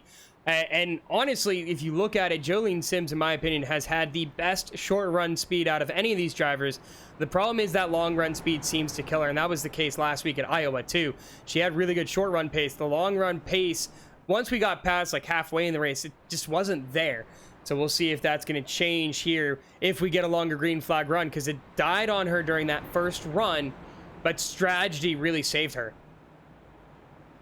Yeah, it really did. And just the fact of the way that this second stage has kind of gone so far has really worked out to her advantage. And again, she won the first stage. We've had 4 of these bonuses so far this season. Shelley, Jua, Sims, and Urguez have each won one. Min Hang, one of the best drivers to not win one yet. And he's going to be aggressive here as they double up and get set to go with 4 laps to go here before the end of stage 2. Yeah, we're going to go green, 5 laps of green flag racing, or hopeful green flag racing. So currently, as things stand, you've got Min Hang on for the first row with Jolene Sims, Drew Jua, and Kyle England in the second. Isaac Shelley and Jared Talmadge in the third row. You got Jake Cummings and JT Sipes in the fourth. And then Tim Moore and Jonathan West round out that top 10. But don't count out some other drivers who have had some pretty good speed. Tyler Glass has been pretty solid on the short run. You've seen Ryan Miniker, as long as he can stay out of trouble, is able to work his way up the field. So it's going to be a big fight here in the back for top 10 points, as well as the battle for the lead. So who's going to come out victorious? We're going to find out as we have ourselves a shootout to the stage break. And we sure do. And this is going to be interesting with the outside as well. England hasn't been this far up all race. How much help does he give to Jolene Sims? And how aggressive does Sims get to try to clear Jua? Here we go. Min Hang is going to take us to the Geico restart zone. And he is going to get a late jump here. Decides to wait, see if he can throw out Jolene Sims. And it seemed to work as Jua is right on his tail, shoving him into turn number 1. And they are going to get themselves clear of Jolene Sims. Oh, almost clear. It looks like Drew might not be able to. He's going to have to slide up pretty aggressively to try and clear her. Will get that clear. And the back of the field here, you can see side by side all the way through the running order past these first 3. Yeah, JT Sipes fanned way out to the top. He's really trying to work that Larson line through 3 and 4. But what a job by Drew Jua to stick to the bumper of Hang, get second, and now he's trying to challenge. But Sims fighting back on the outside. It's a good battle here for first place as Jua is trying to look for an opportunity, but Min Hang just has phenomenal short run speed. Jolene Sims runs it a bit wide, catches the wall, so that's going to give an opportunity for England and Talmadge to go, but you see Min Hang blocking all the way to the apron, trying to keep Drew Jua behind him. What a block, and we're wrecking further back in the field. Did they gather it up? The caution's going to come out. One car's up in the wall. It was in that backpack. that all started when Jolene Sims caught the wall. I think it just stacked everybody up further behind, and we had already 3 wide racing going, and multiple cars get collected in this one, including Jonathan West. So let's see what brought out that caution, because we only got a little glimpse of that further back. They all collected in the entry of turn 3. You know, Jolene Sims just caught it slow. Oh, Jonathan West made contact with JT Sipes. JT Sipes did not clear, and that is the 25 of James Mendez got absolutely sent to the outside wall. We can take a look here on the nose here of James Mendez. I think it's actually Jared Newton in the 25. Oh, sorry, Jared Newton. Yeah, my apologies. Yeah, Newton here on the outside. Now, he has no teammates. Single entry for All Inner Spin Motorsports, formerly Dark Horse Racing, and you see this all sort of happens. Oh, the 55 just got flipped off of Tim Moore. He almost had that missed. It was a good move, a smart move to the outside. Unfortunately for him, Sipes slid down, made contact with the 69, and spun right into his path. So that'll be stage break, but I believe stage comes out. Does the field freeze at the caution? Because this is the first time we've actually had this situation here this season. Now, my assumption is that they will freeze the field across the line here. I'm not exactly sure how this will be handled. Now, again, just for historically in the OMA and the VRC, what it used to be was the halfway bonus. There would be no more cautions with 3 laps before halfway. That has since changed with iRacing rules. We're going to have to wait for scoring to handle this because, again, this is the first time we've come to this where a caution comes out in this situation, and when pit stops would be right in the middle of when stage points be awarded. Yeah, we'll have to wait and see on that. So unfortunately, we're not going to be able to have who is getting stage points, but I've seen in my own personal experience with leagues a mix of things. Sometimes it's whenever, even if you're under caution, when you take stage break at lap 100, sometimes it's they freeze as soon as the caution flag comes out, and what the order is the stage points. So unfortunately, we're not able to find that out then, so we'll have to wait and see, but the points will be updated and reflect that for our next race at Watkins Glen. But as we come to the mid-race point here at lap 100, so Min Hang is going to be your race leader. We do know that, as well as Jolene Sims, and I believe Drew Jua actually was in second place at the time of caution, but right now Jolene Sims in second, Jarrett Talmadge third place, Kyle England is in fourth, Jake Cummings in 5th, Isaac Shelley in 6th. You have Tyler Glass in 7th, Tim Moore in 8th, Ryan Miniker in 9th, and Jonathan Amodio in 10th. Going further back through the field, Colin Teague just outside of the top 10 with teammate Kevin Urguez in 12th. Brad Qualls Sr. has quietly been running up really well for himself, probably his best race of the season, in 13th. William Reagan in 14th. James Mendez just can't seem to catch a break tonight. He's back in 15th. JT Sipes 16th. Jonathan West 17th, Jared Newton in 18th, Austin Mongold 19th, and you have Alex Burns in 20th, and rounding out the field here, Drew Jua is in 21st, and he is taking quite the pit stop, so I'm not sure what happened for him, if there was some sort of contact made at some point, but then the 45 of Lucas Mazzilli, and then Eric O'Connor, the first car, laps down, and Fabricio Lamana and Noah McGalliard round out your field for tonight. Yeah, curious to see exactly what the decision here is with Drew Jua and what happened and why he is in the pits right now. But there's been, as we've said, the story of this race has just been plenty of comers and goers moving back and forth throughout the field. We've seen Hang and Sims both recover from some things and be up here now at the halfway point of this race. And I think the real question is for Tim Moore and Drew Jua, the waiting game throughout this race. What can they do as we get into the second half? This is not unprecedented to see them kind of waiting and not being in the mix in the first half. What can they do in the second half of this Stars and Stripes 300? So I do have an update on Drew. he pulled a Tony Stewart. He had to come into pit road and had to go to the bathroom. So that's what he was actually doing. There was no contact or anything. The car was totally fine. Hey, when you gotta go, you gotta go. That is absolutely hysterical. That is hysterical. And so this is going to be interesting to see Drew back in 21st. He's going to have to work his way through the field here on the restart. And he's actually, because he pitted late and came out late, he is at the tail end of the longest line, I believe. Remember what happened to Lamar Jackson on Monday Night Football? Came back in from the tunnel and had to come back against the Browns. Drew Jewell can do the same comeback from 21st. Oh my gosh, that would be hysterical. Oh my goodness. So we're going to have to see what's going to happen there. Keep an eye on the number 4 here as he's going to try and work his way from the back.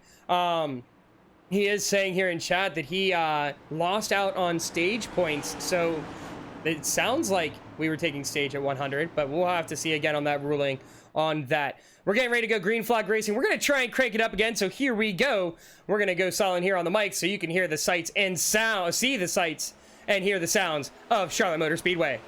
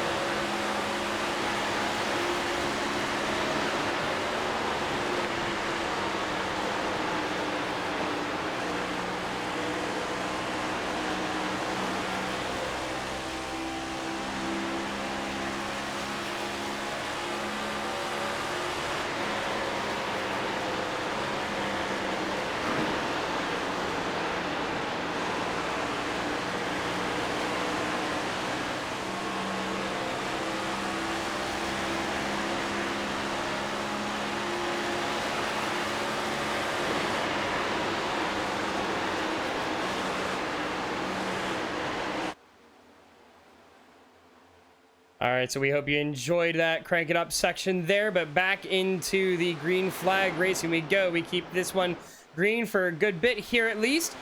And taking a look here at our biggest mover of the day, Isaac Shelley is up 17 positions so far, up into 4th place. But having to hold off Kyle England on the inside, as England has had himself a really good run today.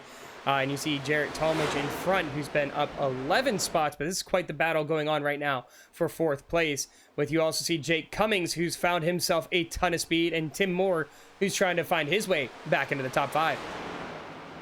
And with Shelley, the one pattern I'm seeing here, now this is the first mile-and-a-half race, but the race so far that's been the most similar to this one was Auto Club, and we're seeing the same faces towards the front. Sims and Shelley were arguably the 2 fastest cars throughout the race. Of course, Min Heng, who's leading, went to victory lane, and Jarrett Talmadge was in the mix throughout it, along with his teammate for Planet Sim Esports, Thomas Green, who's not in the field tonight. But it's the same faces at the front right now that we saw in Cali 2 weeks ago. Yeah, very familiar faces seem to be popping up here, but I will say I do have experience running with, say, Jarrett Talmadge and Isaac Shelley and Thomas Green, who is not here tonight. I've actually raced with them in a separate truck series, and intermediate ovals seem to be a little bit of their expertise. You see Isaac Shelley has had a ton of pace, and he just didn't have that opportunity to showcase it through the first stage. But here, able to really show that he's got that opportunity to run up at the front in these mile-and-a-half ovals, and Jarrett Talmadge as well, who's finally worked his way up to where he kind of just has that natural pace. And oh my gosh, Jolene Sims turns mid-hang! Take out a bunch of the field too. Can't name his hang now. Oh, someone's spinning through the grass. Oh my goodness. This is first off going to cause a lot of troubles over the radio and possibly in the garages later. But wow. Jolene Sims looks to the inside of Min Heng and turns him to bring out that caution. And Min Heng actually is going to have to tow to pit road. So that is going to drop him and basically ruin his chances to win this race. Can say there. Now, we remember at Auto Club what happened with Sims when she made an aggressive move in front of Vincent DePizzo and took him out. This is the complete opposite. She's behind Hang, contending for the lead, and we see this kind of develop here. Sims is going to have this run off of the second groove. Hang doesn't get a great turn 4. Sims is there, gets to the bumper and just gives him a tap and just slams him into the wall, and the whole field has to take evasive action. Yeah, that's a very interesting. Let's take a look on board here on the nose here of Jolene Sims. It looked like she had the opportunity to check up, just elected to full send it. So it's a really bold move. Yeah, maybe thought she had the move to the inside, but ends up turning him. And that's just another notch in the belt for Jolene Sims on Min Hang. And that's definitely, or not Min Hang, but on drivers in the field here that she's caused incidents in. Now, I remember back in Auto Club, she did get an EOL for that move, or for the move that brought out that caution. I believe it was the second overtime. But we'll have to see what's going to be the call here. I want to take a ride here on board with Min Hang so you can see what exactly it was like in his car, as he nearly got hit by almost every car in the field, it felt like. In general, I feel like they did a good job avoiding him, but just so sudden, he's just leading the race, gets hooked and gets slammed. And as much as I like to try to defend the McGuinness troop, just a bizarre move for Jolene Sims with 91 laps to go, getting that aggressive on the back bumper, and just took out maybe the best car in the race. And that, unfortunately, if you were listening on board there with the number 2, you heard his engine blow as he was spinning before he hit that outside wall. So that really just killed his car. He does have his fast repair, but once he gets into pit road, we'll take that fast repair. He's going to find himself probably, I would think, 3 or 4 laps down. But taking a look now, our running order is mixed up a good bit. Trying to find where Jolene Sims is. She's currently riding in 6th place after, it looks like, pit cycles, because she did come in. A couple other drivers coming to pit road, being Isaac Shelley, JT Sipes, Jarrett Talmadge. So from Shelley back are the drivers that decided to come down pit road. The ones opting to stay out would be Jared Newton, Jonathan West, James Mendez, Drew Bathroom Juba, and Jonathan Amodio.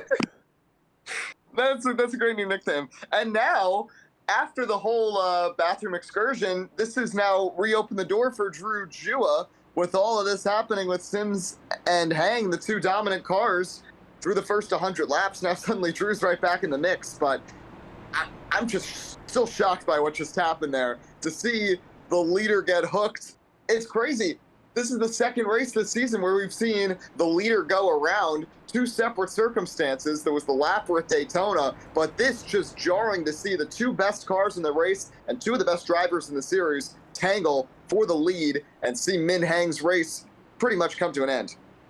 Yeah, really unfortunate. It really felt almost like a Dale Earnhardt move there, going around the front stretch. Just, she had the pace, decided that, hey, I'm going to take in this position. I don't think that was how she intended it to go, though. I think because the way she hit him, looked like she tried to square up, at least try to either give him a little bit of extra speed or just bump him to the outside, and just so happened, because he had his wheel turned him. So it's just unfortunate for Min Hang. Jolene Sims finds her way further back and might even find herself an enemy in Min Hang. Yeah, it reminds me of an incident between, ironically, teammates then and now, Sims and Shelley. This was VHS a few years ago at Iowa, and it was a very similar situation where Shelley was the leader, and Sims, on the front stretch, ironically, again, ran in the back of Shelley going into turn 1 and wrecked him from the lead. So not the first time we've seen this happen with Jolene Sims. And early in the season, between this and Vincent DePizzo a couple weeks ago, don't want to be making enemies so early when you've got a long run throughout the summer. Yeah, we still have, I mean, after tonight, we will have 16 races. And so I believe another, I think it's 10 races to the playoffs, if I'm remembering that correctly. Mm-hmm. Yeah, so still a long way to go. It's a long season, and right now, I mean, Jolene Sims currently sitting, I believe it's 5th place in points. She's somewhere in the middle of that top 10. And Min Hang, this really is going to put a dent in his points race because he was in 7th coming in, and now, unfortunately, going to finish in the back of the field. Really going to hinder him from fighting for that championship, or at least throughout the regular season. But we're green flag racing yet again. Jonathan Amodio is at the front of the field with James Mendez in 2nd place. Jujua falls in line in 3rd, but a phenomenal restart for Amodio as he gets a great run through turns 1 and 2. That was a great restart there to be able to clear and get to the front. And now we'll see if he can do similar to what Cummings did and hold off the rest of the field. Yeah, he's got himself about, it's about the same there. 20 laps, fresher tires. It's going to be a little bit closer of a drop off though for him. And he's the only one actually that pitted on lap 88 because Mendez and Newton both came in on lap 98. So they're on some newer tires. Ooh, you see a little bit of a slide there out of Mendez. He's able to, actually not Mendez, sorry, that is Jared Newton. I keep confusing the two cars, so my apologies to you guys. But he's able to keep that together on the backstretch. And for the first time on a restart, the field single files out really quickly. This is kind of surprising. We haven't seen this all day to be able to get singled out like this. It's completely different than what we've seen throughout this race. Yeah, it's been a lot of door-to-door racing, too wide for the first like 10, 15 laps, and then it starts to spread out a little bit. But I think tensions might be a little high on track at this point because we've had so many cautions, and this is really the only race that has had quite a few. I mean, we go back to Auto Club. Yeah, there was a bunch there, but they all came at the end of the race. And once you get to the end of the race, if you bunch up the field with a caution, usually it's going to continue to follow that trend because drivers are being aggressive, trying to fight for position, fight for the lead, things like that. But we've had a lot early on now, whether it's like a self-spin that we've had a couple or just checkups and some other slight touches that have led to incidents. I mean, it just happens, but it's all just because of aggressive racing, guys driving real hard, like you see side-by-side racing here with Jonathan West and Kevin Arguelles. Sometimes just a mistake is made and it causes somebody to get turned around. Well, we do have a driver interview here on lap 117. Min Hang just got turned from the lead by Jolene Sims. Min, how bad's the damage and what happened? We're done. Yeah, I had to use a fast repair earlier because I got hit coming on a pit road real hard. And then, yeah, that took us out. So, yeah, unless the race goes on for like 30 laps, then, or 30 minutes rather, then we're done. That is really unfortunate to hear because you were running really, really well. So can you talk us through a little bit of what happened there on that lap with the incident? Yeah, man. So I know I was pretty aggressive blocking all day. I'm not gonna deny that, but I think maybe halfway through the race, I was kind of expecting a little give, especially considering when I looked at the perspective a little bit. I feel like if I'm Jolene, I'm lifting because I'm not making the arc in the what do you call it, the dog leg. So it's just I mean, I was aggressive, but I wouldn't have made that corner anyway. So I don't really know. It's that shit happens, you know what I mean? It's no big deal. Tough for Min Hang, the winner back at Auto Club. A good run all day, but Min, unfortunate. Thanks for joining us here for a quick moment in the booth. Yeah, no problem. So that was Min Hang, driver of the number 2.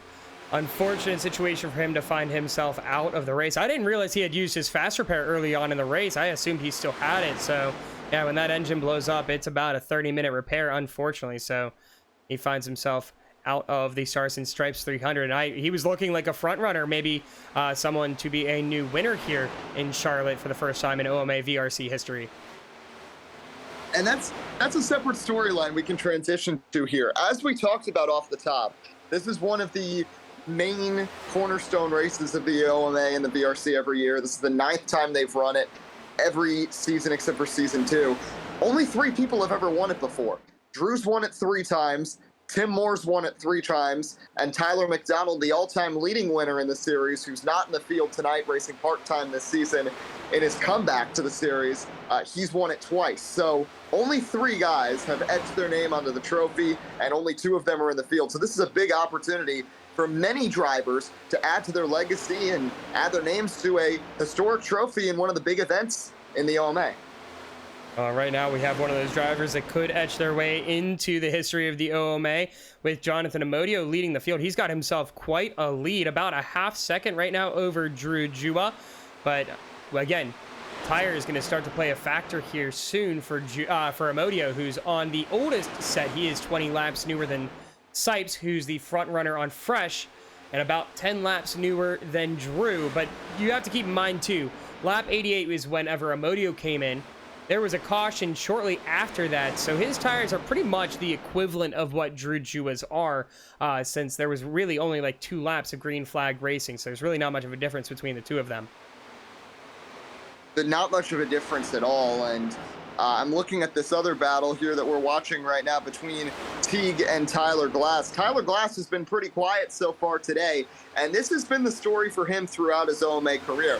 Beginning of the season, he's usually not in the mix. He figures things out as the season goes on. He's one of the best playoff performers and always rallies to a better spot than you would have thought of as the season goes on. But right now, again, one of these many drivers just trying to figure things out and now having a pretty quiet but solid day up in P8. Yeah, much better than last week's race at Iowa. He just kind of found himself hanging out around the top 15 for most of the run, but he's been quietly running at the back of the top 10. Not really making too many big moves, but when he does, they're very consistent. Is able to work his way around drivers after over just a few laps. But Colin Teague finds his way around here and is able to at least pull ahead a little bit. But now you've got Isaac Shelley knocking on the door of Tyler Glass. But it seems like Tyler Glass has just found his groove, found his pace here, because he's keeping Isaac Shelley about that same about 2-3 car lengths distance away from him. He is. He's trying to kind of manage that gap right now. And again, this whole story with the different teammates in the field, we talked about this earlier with Tim and Eric O'Connor battling for 5th, and we see it more in some of these other battles too. These drivers that know each other, see an opportunity to work together, they're not going to race each other all that hard. This pack we're focused on right now, between 2nd and 5th, 4 different teams. So these guys, while they know each other, they're all experienced. They've all spent multiple years in the OMA. It's a little different as Talmadge challenges Amodio for the lead. He's going to go to the inside line here. Should be able to get through Amodio as you see those tires starting to really drop off for the 7 car. Drew Jua is able to hold on a little bit longer. He's been a very good long run driver in all 3 of our tracks so far that we've had that really have tire wear. Daytona doesn't really apply at that case with the Gen 7 car, but he's going to see if he can work his way around Amodio, but he has JT Sipes behind him. So Jared Talmadge, for the first time tonight, is going to be your race leader. He's found himself up 13 spots from where he started, and he's going to see if he can hold off Jolene Sims. But now from here, it is a race to the finish to lap 200, or 300 miles here at Charlotte. And so we're going to have probably, I would say, 2 more pit stops for each driver. So now it's going to be an interesting call for who comes in when, because most of the field came in at lap 109. And it seems like drivers have been able to stretch the tires and fuel as far as about 40 laps before they have to come in, which still is not enough for them to make it to the end on just 1 stop. And remember, if we do get green flag pit stops here, it's only happened once in this race. That first time we saw it happen, here was the story. Well, Jolene Sims had a good stop and was able to get out there despite kind of short pitting and being the first one in. OCM Racing stayed out longer. It did not pay off. It cost them about 6 seconds on track, all 3 of their cars. And Sims and Heng, who's now out of the race in 23rd, they were the ones who really prevailed. So we'll see if the strategy switches up for any of these drivers. And we know how Sims was kind of experimenting with different things when it came down to green flag stops in the battle with Drew Jua last week at Iowa. Yeah, that really raises a question then. Like, when do you go? If you are further back, say you are JT Sykes right now, who's fallen back on pace from the leaders because he's stuck behind these cars on older tires, do you decide to go in before the leaders? Do you opt to follow the leaders when they come in? Or do you try and run that longer run, which has proven to not be beneficial at both Iowa and here in the first green flag run? There's a lot you have to go through, talking out through things with your team, because some people have different experiences as well. We've seen Drew, he ran the long run, I think, last week at Iowa, and he ended up being able to recover it and then did a short pit and it worked out for him. Or sorry, it was the other way around. He short pitted and then went long on the second green flag stop, and it still benefited him. He still was ahead the rest of the field. Here with a big block down on Tyler Glass, but talking about Sipes in that 55, he had one of the worst cycles in the first green flag stops. He was in third. He ended up 11 seconds back of the leaders after that. Him and Tim Moore were two of the worst in that cycle. So I think, at least for Sipes, he may be scared away from that. I could see him being one of the first takers here. Yeah, that would not be a surprise, especially at this point right now. He has lost a ton of time over the last several laps. He was right on the back end of Sims and Talmadge just about 4 or 5 laps ago, but now finds himself nearly 2 seconds back and is actually having Tyler Glass squeeze his way on the bottom. What a move by Tyler Glass in the 8 car to get to the inside, and actually is going to clear JT Sipes as we go into turn number 3. What a move through turns 1 and 2 by Tyler Glass. Well, I said he's a late season performer. That doesn't mean he's not racy during the early parts of the season. That was wild. We saw him get aggressive to the back bumper of Sipes in the block 2 laps ago. That was flashy. That was nice. And Tyler Glass is coming into form, the second highest running McGinnis car up in P4. Yeah, so now he's going to be trying to work his way around Drew Jua. Should be able to close in on him here over the next few laps, or maybe the next lap. But we'll see how long it takes him to make that pass on the number 4 car, because he has not been an easy car to get around, that is for sure. We have the first of pit stops coming down. Jonathan Amodio coming over the radio saying that he will be stopping in this time, but you also have to keep in mind his tires are older than the rest of the field. So he's going to take his pit stop here on lap 135. And if you do the math, should be around lap 170 or 175 the next time he comes down, depending on how long he opts to stretch this stint.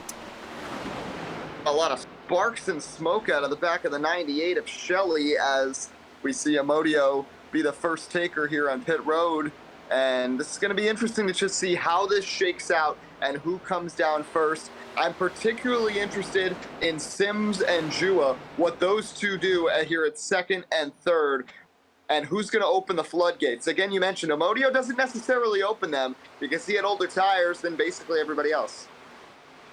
Yeah, so for Amodio, we'll see how this plays out. It's an interesting strategy call, but he's probably on a similar call to what Jua is, I would assume, but Drew's still on track, and I think he's going to try and see if he can line himself up with the rest of the field, because he's been running pretty consistent, but Tyler Glass did work his way around him. So Tyler Glass is now up into 3rd place onto the podium. Right now taking a look back at Tim Moore, who just hasn't been up where he typically has been running throughout the race. Back in 12th place, so this is really out of form for him, especially after Auto Club had a really good run at Auto Club to find himself a 3rd place finish. But again, can't count him out. He's won this race 3 times before, and maybe he's just managing his tires right now. I would not count him out at all. Someone else I want to talk about who is back on track, but he is 25 laps down now, is Jake Cummings, who had that impressive run in the 2nd stage, but has lost plenty of laps, got caught up in a wreck. We see that car just trying to make it back on a minimum speed, and he almost flipped the 4 car. The leaders go past him now, but Cummings, so impressive earlier, but got caught up in the trouble, and we see leaders coming down pit road.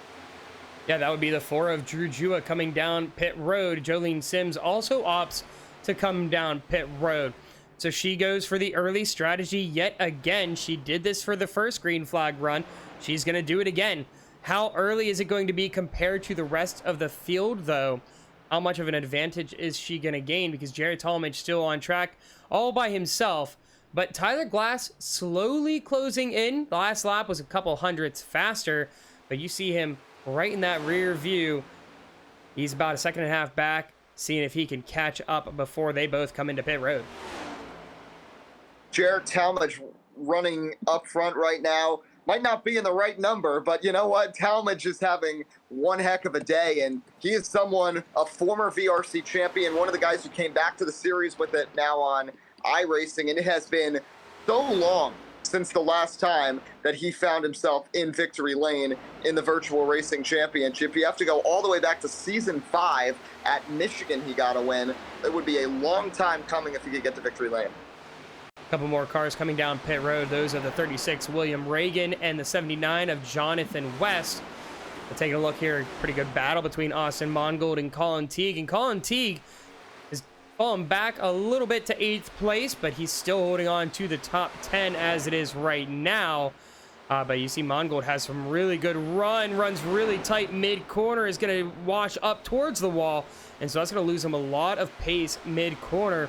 And sometimes once those tires start to wear off, you've got to start to adjust your line, compromise things, and sometimes a slower entry and being able to roll the car mid-corner like you see Mongold doing here through 1 and 2 can help you gain a lot of speed for the exit. And you can see he's closed up a lot of time to Colin Teague just coming up to the backstretch. Yeah, good adjustment for him. I'm kind of surprised we're seeing the Gavin Hudspeth cars stay out as long as they are. I'm a bit surprised that we haven't seen the 10 on pit road yet. They stayed out really late on the last run, and it did not help them at all. But it's interesting now we've gone to lap 143, so we're 4 laps separation since JoJo and Drew made their way onto pit road, and most of the rest of the leaders, including teammates of both Sims and Jua, are still out there. Yeah, there's quite a few that have not elected to come in yet, so kind of surprising to see that even though we had a few come in early, it hasn't kicked off the pit cycle. So that raises the question, are these guys trying to see if they can really stretch it to make it a one-stop? It is really big stretch to be able to do it. I mean, you're talking, you have to take these cars about 50 laps if you want to be able to run it to the end. And most of these cars came in after 41 laps through the first stint. And right now, we're going on to lap 35 of Green Flag Racing through these tires and fuel cycles. Say this. Talmadge has been pushing. Glass, as we saw, has absolutely been pushing.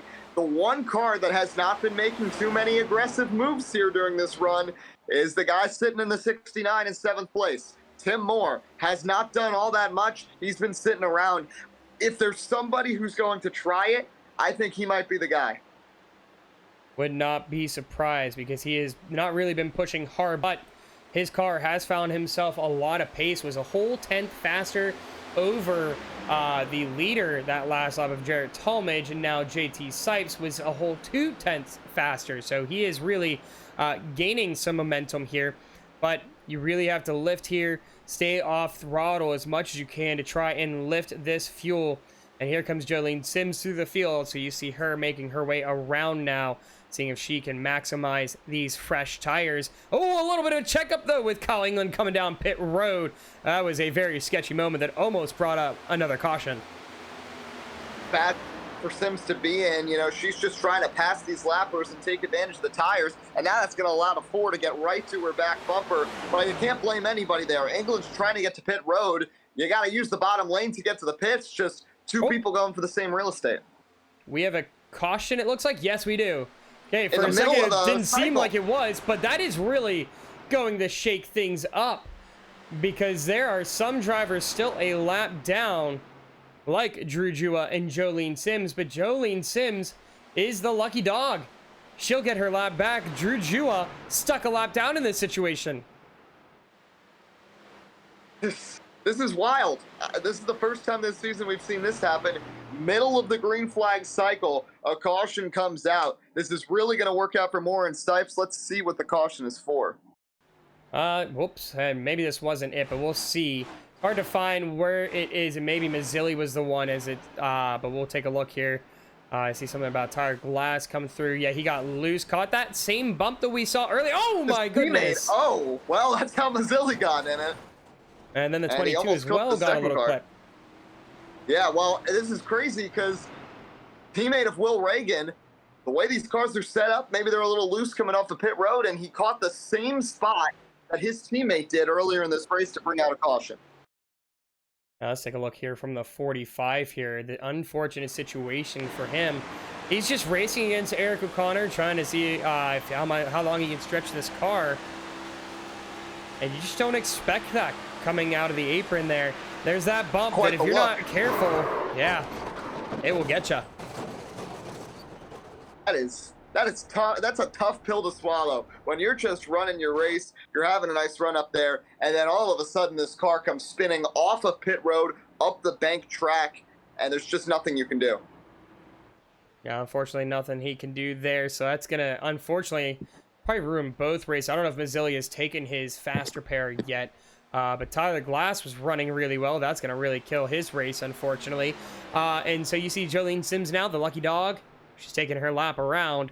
She'll start at the end of the longest line, but that is a huge win for her because one of her biggest competitors, Drew Jua, is going to have to take the long way around. So if she needs to stop in, she could take fresh tires. She can top off on fuel. Drew, in order for him to get his lap back, he has to stay out. So he kind of gets screwed in this position.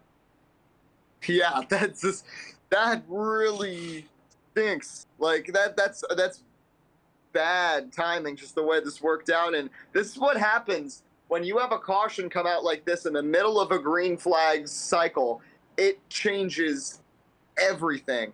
And some drivers that stuck out there, hung on, it works out for them. If this had run long, chances are this would have really worked out for Jua and Sims based on how the short pitting worked the first time around. But now it's not working out in their favor whatsoever. Yeah, they really had that strategy played out perfectly. An unfortunate situation for them to find them where they're at. Well, not as bad for Jolene because she comes into pit road. She's going to top off on everything. But you see Drew, he has to stay out. He doesn't have an option. If he doesn't stay out, you're risking a caution not coming out. You're going to be a lap down. I mean, if that caution never comes, your race is done. You're finding yourself a lap down at the end of it. He's got to hope now. Based on the way his race has gone with 50 laps to go, I have a feeling we're going to get a caution, and I have a feeling it's going to come pretty quickly. But it's still, losing that track position hurts. We've still seen, despite a couple of outliers, it is just hard to make it up through the field. Just ask Tim Moore as he continues to sit in fourth place right now. He got some spots because of this, but he has not been able to make any headway in this race.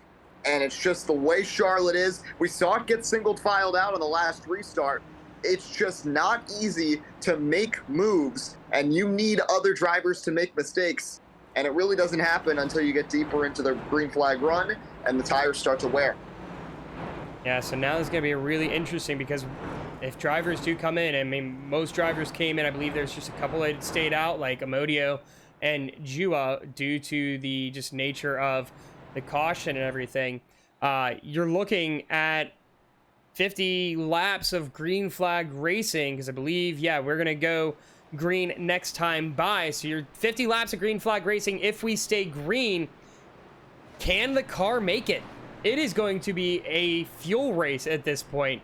And you can think back to the mid-2000s, late 2000s of Kansas, one of the first races there, where it came down to some drivers running out of fuel as they came to the line. So it's going to be interesting to see if we stay green, if anybody is going to be able to make it to the green flag without having to stop down, or sorry, to the checkered flag without having to stop down pit road. Yeah, and that just rekindled another NASCAR memory at this very track 12 years ago when Dale Earnhardt Jr. almost snapped his winless streak. 600 miles that came down to that final turn, and he didn't have enough gas. I totally forgot about that. Yeah, I forgot that he had the win on lock, had phenomenal race all race long. The pace was there and everything, was the car to beat. And then he comes out of turn 4 and it was just done. Once again, this race, 200 laps, longest race of the season, 300 miles. The way it is right now, it could come down to literally the final turn and a final little bit of gas that you may have in your tank. So here we go. It's going to be quite the race to the finish here. 50 laps to close out this Stars and Stripes 300. JT Sipes opts for the outside line, and your biggest mover of the day, Isaac Shelley, on the inside, up to second place. We're green flag racing yet again at Charlotte, and Isaac Shelley disappeared for a moment, so Tim Moore can't come down to the inside. Oh, and Isaac Shelley seems to just be gone at this point. So right now, we've got Tim Moore in second place. We'll see if Isaac Shelley rejoins us. But Kevin Yerguez gets a little loose. And there's a big wreck behind as it was Brad Qualls comes down to the inside. But it's going to stay green flag racing since he was on the apron. That was crazy. Qualls just sliding. I don't know. Shelley just disappeared into the nether, and Sipes is just away for the lead. So that worked out perfectly for him. And JT Sipes now, and look who's in second place, Tim Moore, and his OCM teammate Jua, and his OCM teammate Ryan Lineker. How on earth did Drew Jewell work his way up through the field already? That is insane. But it appears that Isaac Shelley just might be done. I would assume at this point he is disconnected because he has not rejoined this race. So really unfortunate. Nope, we have Sipes have a little bit of a connection issue. So we have a bunch of drivers having a little bit of trouble here in the closing laps. But we have some really good battles going. You look a little bit further back here, Ryan Miniker holding off Kevin Yerguez and Jolene Sims, and she has been one of the drivers to beat here. So not only does Miniker have to hold off Kevin Yerguez, who has been charging his way throughout the field, he has one of the front runners to have to keep behind him as well. He's got to keep him back there, and this is going to be a real challenge for Miniker. What can he do? We talked about this type of track is just not really his strength, and he's got two of the best right behind him, and then that pack with more fast cars catching up, Talmadge, Amodio, England, who are all destined for good finishes and seem to thrive on these intermediates. And taking a look here further behind, one thing that I found really interesting, we'll see if it happens again through here in turns 3 and 4, but we saw Austin Mongold. He was running that Larson line all the way up against the wall, and something with these Gen 7 cars, and it was also the same way in the Gen 6 cars here on iRacing. Those cars don't seem to like that line as well. You can make it work if it really settles in. Yeah, he's not going to run it here through 3 and 4. But there is speed to be found up there, but you really have to work that in. And Mongold gets loose on exit, holds it together, does a little bit of a rally cross jump there as he rejoins the tri-oval into a 3 wide. That is very, very tight as we head into turn 1. I've seen Mongold have one crazy save earlier today, make it 2. And that was a bad spot to merge back up in. Was in a 3 wide battle immediately, and they bottlenecked, but they all hung on. So a great job by Mongold. And for someone like him, rating he's making a second start, this is now an opportunity for some guys in this race of attrition to get a surprisingly good finish. Because now, as this race continues to narrow down driver to driver, bless you, you know, it's going to get tougher and tougher to, you know, withstand things. A lot of guys have already had to use their fast repairs, and when you watch the ticker go by, a lot of cars now out of the race. McGilliard and Lamana were from earlier. That last incident essentially took out Mazzilli and Glass. Shelley is gone. Cummings has bailed. Min Hong, we know what happened to him on that wreck. Burns has been in the back since the beginning of the race when he hit the wall in the opening lap. So you really have, of the 25, only about 16 functioning cars left.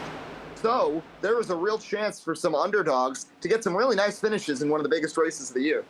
Yeah, and of those 16 cars that are currently running, 14 on the lead lap. Brad Quall's 1 lap down, and Jared Newton is 2 laps down. So there is a good opportunity to find yourself a top 10 if you can keep some consistency, keep that car clean as well.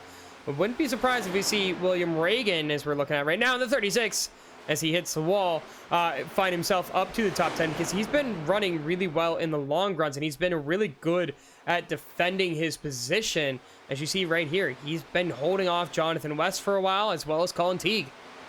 And right in front of him, on this subject, Eric O'Connor. Now, he's someone who lost a bunch of laps from an incident earlier in the race. We saw those incidents in the second stage.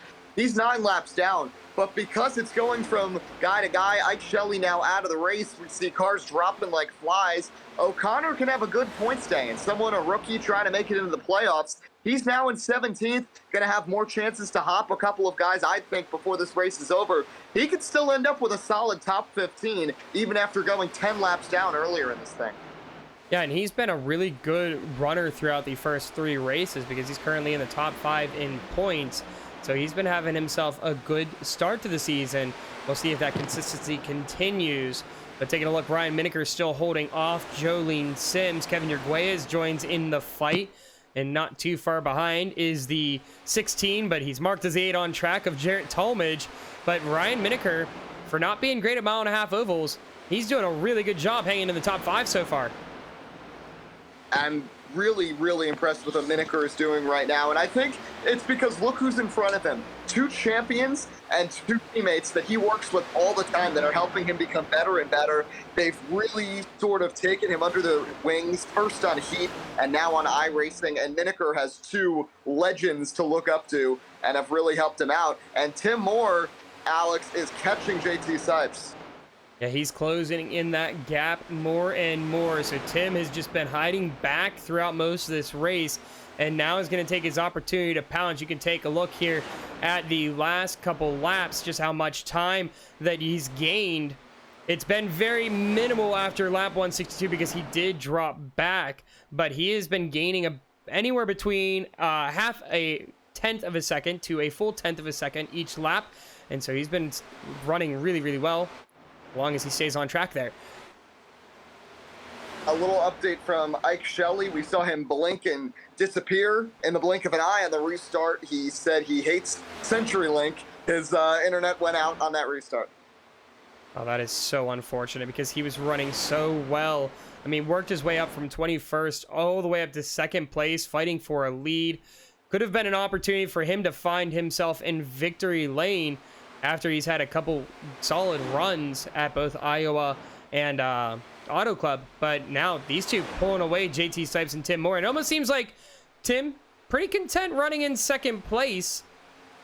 Could be an opportunity for him on the straights to lift, coast a little bit, settle into that draft, try and save that fuel as best he can. But he also not really pushing those tires because he's not battling with JT Sipes, and they've made themselves a 2-second gap. Alex, that's spot on. That's what he's doing right now, and I've seen him do this before. He is using JT Sipes to his advantage to save those tires and save some fuel maybe on the stretches he's pulling him as well. It's definitely going to help this 69 car be in position at the end. I'm going to be curious to see this lap-to-lap splits here. Once Sims clears that group, she's now ahead of both Jua and Miniker. Talmadge is trying to get through as well. How fast can she catch them, and how much will Sipes hold up Tim Moore? But right now, not losing all that much time at all, the top 2 are to Sims. No, I would not be surprised, though, if we see it about a tenth a second a lap or more. Because Jolene, when she puts the throttle down, she really can drive that car at top speed. It's phenomenal to see what she's able to get out of these cars in these at all 3 of these tracks that we've been at so far this season besides Daytona. But it's been a little while on the tires. It's been about 20 laps, and that's where you start to see that tire wear, and that's where she drops off. Her pace quite hasn't been there once we get 20-25 laps into a run. So she gained about a tenth over that last lap, but is it going to remain consistent? That's where the question is. She's great short run, but it's the long run that seems to really be her enemy right now so far at Charlotte. Yeah, that's what we remember from that first run, Alex. She was in front, and then it seemed like instantly had fallen back to 4th place. Yes, she cycled back to the front, but in these dwindling laps as this race goes on, she's already going to have to push to begin with here to try to catch these top 2. How much is she really going to have left in the tank if she catches them? And right now, she's not really catching them at all. Standing pat about 2 seconds back as we see this battle on track. Kevin Urguez on the outside, and he's going to lose a spot to Kyle England. Yeah, so Kevin Urguez opts to fall back to 6th place, maybe opting to pick his battles there as Kyle England had a phenomenal run on the inside. Ryan Miniker in the background looking to try and get around Talmadge, who got into the wall. This is currently the battle for 5th place. Seeing if they can find their way into the top 5. I believe it would be a first top 5 for Kevin Urguez, if I'm not mistaken, for this season. But Kyle England was a very good front runner at Daytona. Did a really good job getting himself a solid finish. So we'll see how these two sort it out. As you see Kevin Urguez looking to that inside line, but just it's too early, in my opinion, to try and make a really aggressive move to try and dive that inside line. Agree with you. And you look at the running order right now. You know, they say how endurance kind of thins out the masses, per se. The top 8 cars, as we see a pitter to the inside, that's Drew Jua. Before that, as this cycle begins, the top 8 cars, all with multiple years of VRC experience, they know each other well, and they've all risen to the occasion as this race has gone on. That's been really good racing throughout the whole race here, whole 172 laps. But we see our first pit cycle come through, our first pitters at least. Drew Jua, Jarrett Talmadge, the ones stopping down pit road. We saw Kyle England drive down low on the backstretch. It was not a sign that he was coming in, but Tim Moore stops in. Jolene Sims, Kevin Urguez also joining in. So we have several drivers coming in. Obviously not going to be able to make it the full distance. But the question then becomes, do you take tires? It seems like the answer is yes, because Drew Jua took tires. So did James Mendez and Jolene Sims.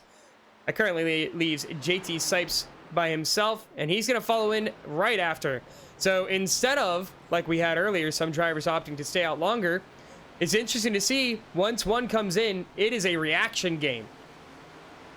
I don't think with this few laps remaining, we saw what Cummings was able to do, and there was just not as much passing as we thought during that run during the second stage. I think these drivers have come to the realization that it does take time for the tire fall off to really come into effect, especially if it's a difference of just 2 to 3 laps.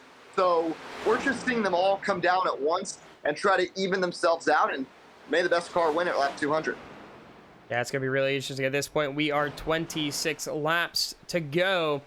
So most of the field coming in, the only ones opting to stay out so far would be Austin Mongold and Ryan Miniker. But taking a look right now, your race leader, or provisional race leader, would be that of the 55 with JT Sipes. He is a lap down, but the next car to him, way back there, 5 seconds behind with Drew Jua.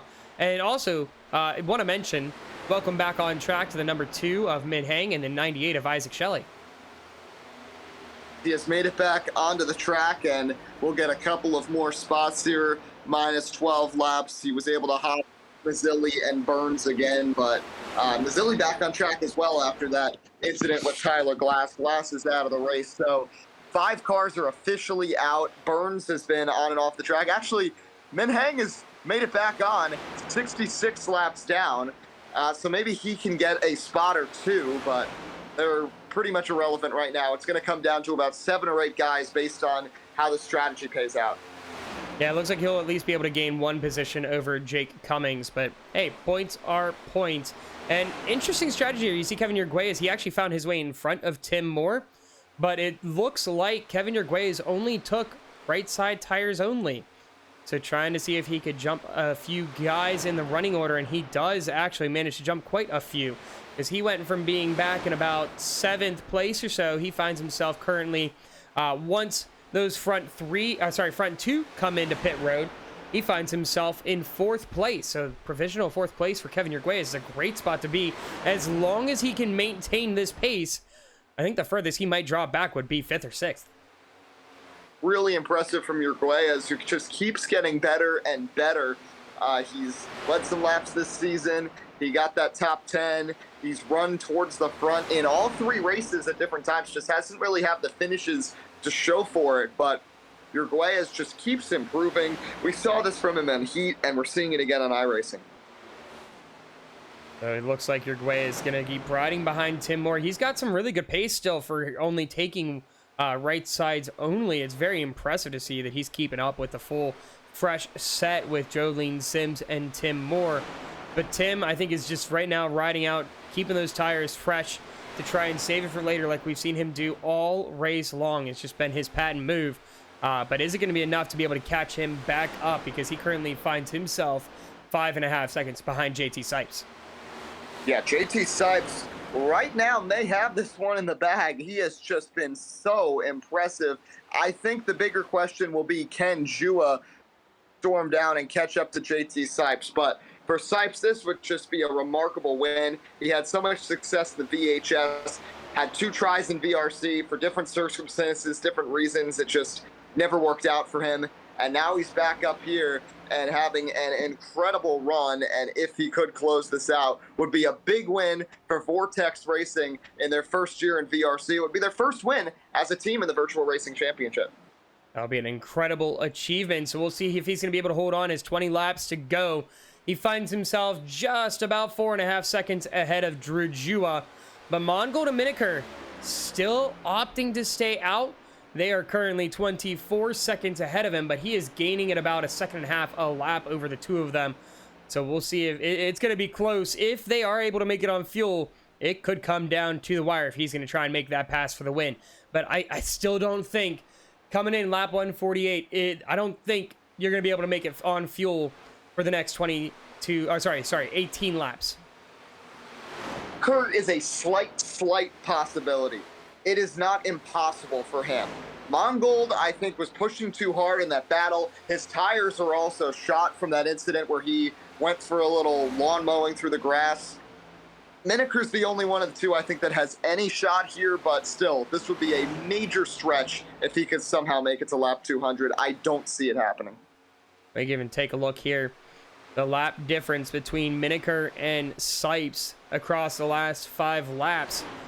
Very consistent from Sipes, gaining about a second to second and a half each lap. But again, I don't think Miniker is going to... It's not, like you said, it's not impossible. But to be able to make it on fuel, you really have to be lifting, even clutching through the corner. And actually, speaking of that, why don't we take a ride here on board with the 48 and take a listen and see if he is clutching through the corners or if he's shutting off the engine. Doesn't sound like it to me. Oh, he's coming down to pit road. Never mind. Well, that's why I wasn't clutching. Yeah, that would be why he wasn't clutching at all. So now that leaves Austin Mongold on track. He's going to at least stay out for another lap as he crosses the start-finish line. But now Sipes only 18 seconds out. And again, he is gaining very, very quickly. So at this point, I think it's all but assumed that he's going to be the race leader if this stays green. The one surprise I've seen today, OCM Racing just hasn't managed these green flag stops all that well. Jua and Moore have both lost time on other cars in all 3 of the green flag entries. Jua had a good second one, but that's about it. It's just not been a banner day by any stretch of the imagination for OCM Racing. No, what's crazy is last week at Iowa, when we had 2 green flag stops, they did a really good job maneuvering those green flag pit stops, being able to maximize the strategy and be able to maximize time. But tonight, yeah, like you said, it just has not been a good night for them on the green flag stops. They seem to just find themselves way back on the rest of the field when it comes through the cycle. You see Jolene Sims running here in 6th place. If Mongold pits, she'd cycle to 5th. As dominant as she's been, it seems like she's always up front. Still seeking her first top 5 of the season. Just hasn't been able to close the deal at the end of races. And it's been a disappointing day again for McGinnis Motorsports, with Glass out of the race and Shelley losing the laps. So Sims trying to provide a little bright spot with the impending possible penalty based on what happened with Min Hang. And of course, they're racing right next to each other right now too. Yeah, Min Hang will he's holding on there. He is racing Jolene Sims, not holding back. But I mean, he's got the pace. No reason to hold back. But right now, I think if you're Jolene Sims, very comfortable with that 5th place. Should be able to work her way around Kevin Arguelles because she does have that pace to be able to do it. And actually is going to take a look to the outside of Min Hang here. Maybe even look around Kevin Arguelles if she's able to get that run through turns 1 and 2. Trying to work the top. The top lane we've seen come in and out throughout the day, and it's really been certain cars based on the setup that have been able to use it. Sims has been one of those. She's used it a little bit, and here she's going to use it to clear Min Hang, but I don't think the top has been as much of a factor as at least I expected coming into this one. Yeah, I'm kind of surprised that it hasn't come in as much as it usually does. That middle line has been pretty good. That bottom line obviously settles in really nicely, but nobody has been able to run that top line up by the wall. That's one thing that when it comes to Charlotte, at least on iRacing, that's different from real life. You see last year in the Coke 600, that top line was a dominant line, especially on the long runs. But here on the virtual Charlotte Motor Speedway, it just doesn't seem to come in the same way that it does in real life racing. Meanwhile, while we were talking about that, Alex, there's been a swap for 3rd place. Tim Moore got by his teammate, Drew Jua. So this battle, of course, is beautiful for JT Sipes, but Moore clearing by. And after Moore was so quiet all day. If he can get away from his OCM teammate and barring a Mongol pit, which looks like it's happening right now, and Snipes is going to take the lead, Tim Moore could get a second place finish. That would be a second place finish of the season. Really good for him. And that'll keep him right up there with his teammate Drew Jua in points. But Drew will be able to at least gap Tim a little bit, because Tim really didn't have a good day for stage points, while Drew did a very good job, at least, again, depending on how things play out for stage 2, due to that caution and that wreck. So we'll just have to wait and see on that. But still, he found himself a really good, I think it was 3rd place, if I remember correctly, on the first stage. So here, a 3rd place finish for Drew is going to keep him probably steady in that points lead. But right now, that gap has really stayed consistent over the past 10 laps here, from Sipes back to the OCM guys at 4.5 seconds. He's actually winded it by about a 10th or 2. And you see Jolene Sims there off in the distance, still about a 1.5 seconds back, seeing if she can catch up. But it's going to be quite the stretch, as we have 9 to go. It'll be quite the stretch. It's going to be a challenge for her to get up there. But if they continue to battle, it's possible. But again, the story of this day has to be JT Sipes, who had the bad pit stop earlier in the race, but has been up there since the beginning in the mix. And that 55, Jonah Johanan, the owner of Vortex Racing, this will be music to his ears to have a victory if Sipes can close the deal. And it has been a long time since we last saw JT Sipes in an OMA victory lane. Going through the stats, his last win was VRC Next Series, which became the Virtual Heat Series, Season 4 at Iowa. And that was back February of 2020, 2 weeks before the COVID pandemic hit. So it was a long time ago when JT Sipes was last in victory lane. That is absolutely insane. So a big win here tonight. If he's able to hold on. Oh, I heard somebody blow up on track. Probably one of the drivers that have been involved in previous incidents. So doesn't seem like anybody is driving slow on track here. So we stay green still. Green flag racing here with now 5 to go whenever JT Sipes comes across the line. And things are getting down to the wire here. As long as everybody keeps it clean, this has been quite the finish here from 50 laps. A little shocking compared to what we've seen, where it's been a lot of beating and banging for passing on some of these longer runs, especially when it comes to the green flag cycles. But this time we kept the green flag cycle really clean. Yeah, I think a lot of it, the field got spread out, A, and B, as I mentioned earlier, the field's kind of fizzled out. You've got 10 damaged cars. You've only got about 15 competitive cars left. It's just kind of separated, and there's just not as much of a potential for incidents right now. But again, we know what happened at Daytona. We know what happened at Auto Club. JT Sipes is not going to be feeling safe until he sees that white flag. Yeah, coming around turns 3 and 4. It will be 4 to go this time across the line. And it has just been a dominant final stage here, final stint here with the last 50 laps. He's been doing a phenomenal drive. Drew Jua works his way around Tim Moore yet again, and the teammates just trying to maneuver who's going to take that 2nd place spot. And it seems like Drew is the faster car, so Tim gets out of the way and lets him go. And actually, something interesting happened. We have a caution. Here we go again. So, I don't know what happened to Jolene Sims. She's already in pit road. Let's go see what happened. And it obviously some sort of self-spin here. And not sure what had happened. It's like the car locked up around the front stretch. And the car just went into the right side wall. And interesting to see that she didn't pull the car off. That's what brought the caution out. It's the fact that she stopped on the middle of the front stretch. That was weird. That car essentially just broke in the middle of the tri-oval, and just the pain never ends for McGuinness Motorsports. Once again, their competitive cars wreck at the end of the race. It's happened 3 of the 4 weeks this season, and Sims had a great day. Of course, the storyline from this race is going to be the contact with Min Hang early in the 3rd stage, but now this changes everything. This is going to be one heck of a sprint to the end, and oh, did you see that? Drew Jua, he elects to stay out for this first overtime run. That's something. Now, the thing to consider here is the teammate game. You have Drew, you have Kyle England, you have Tim, and you have Ryan Mineker. All four of those guys race for OCM Racing. There is strength in numbers. I know we're not at a super speedway, but just being there and having the racecraft and the guys that you can trust out there, I think Drew is confident. He also didn't push the tires all that much, trying to catch JT Sipes, maybe hoping that a caution would come out, and it's worked out to his advantage, and now he's going to have a chance to try to fend off this field from the front. And we have an update, by the way, from Jolene Sims on what had happened. She said her wheel had reset, so that's what caused it to lock up on the front stretch and go right into the outside wall.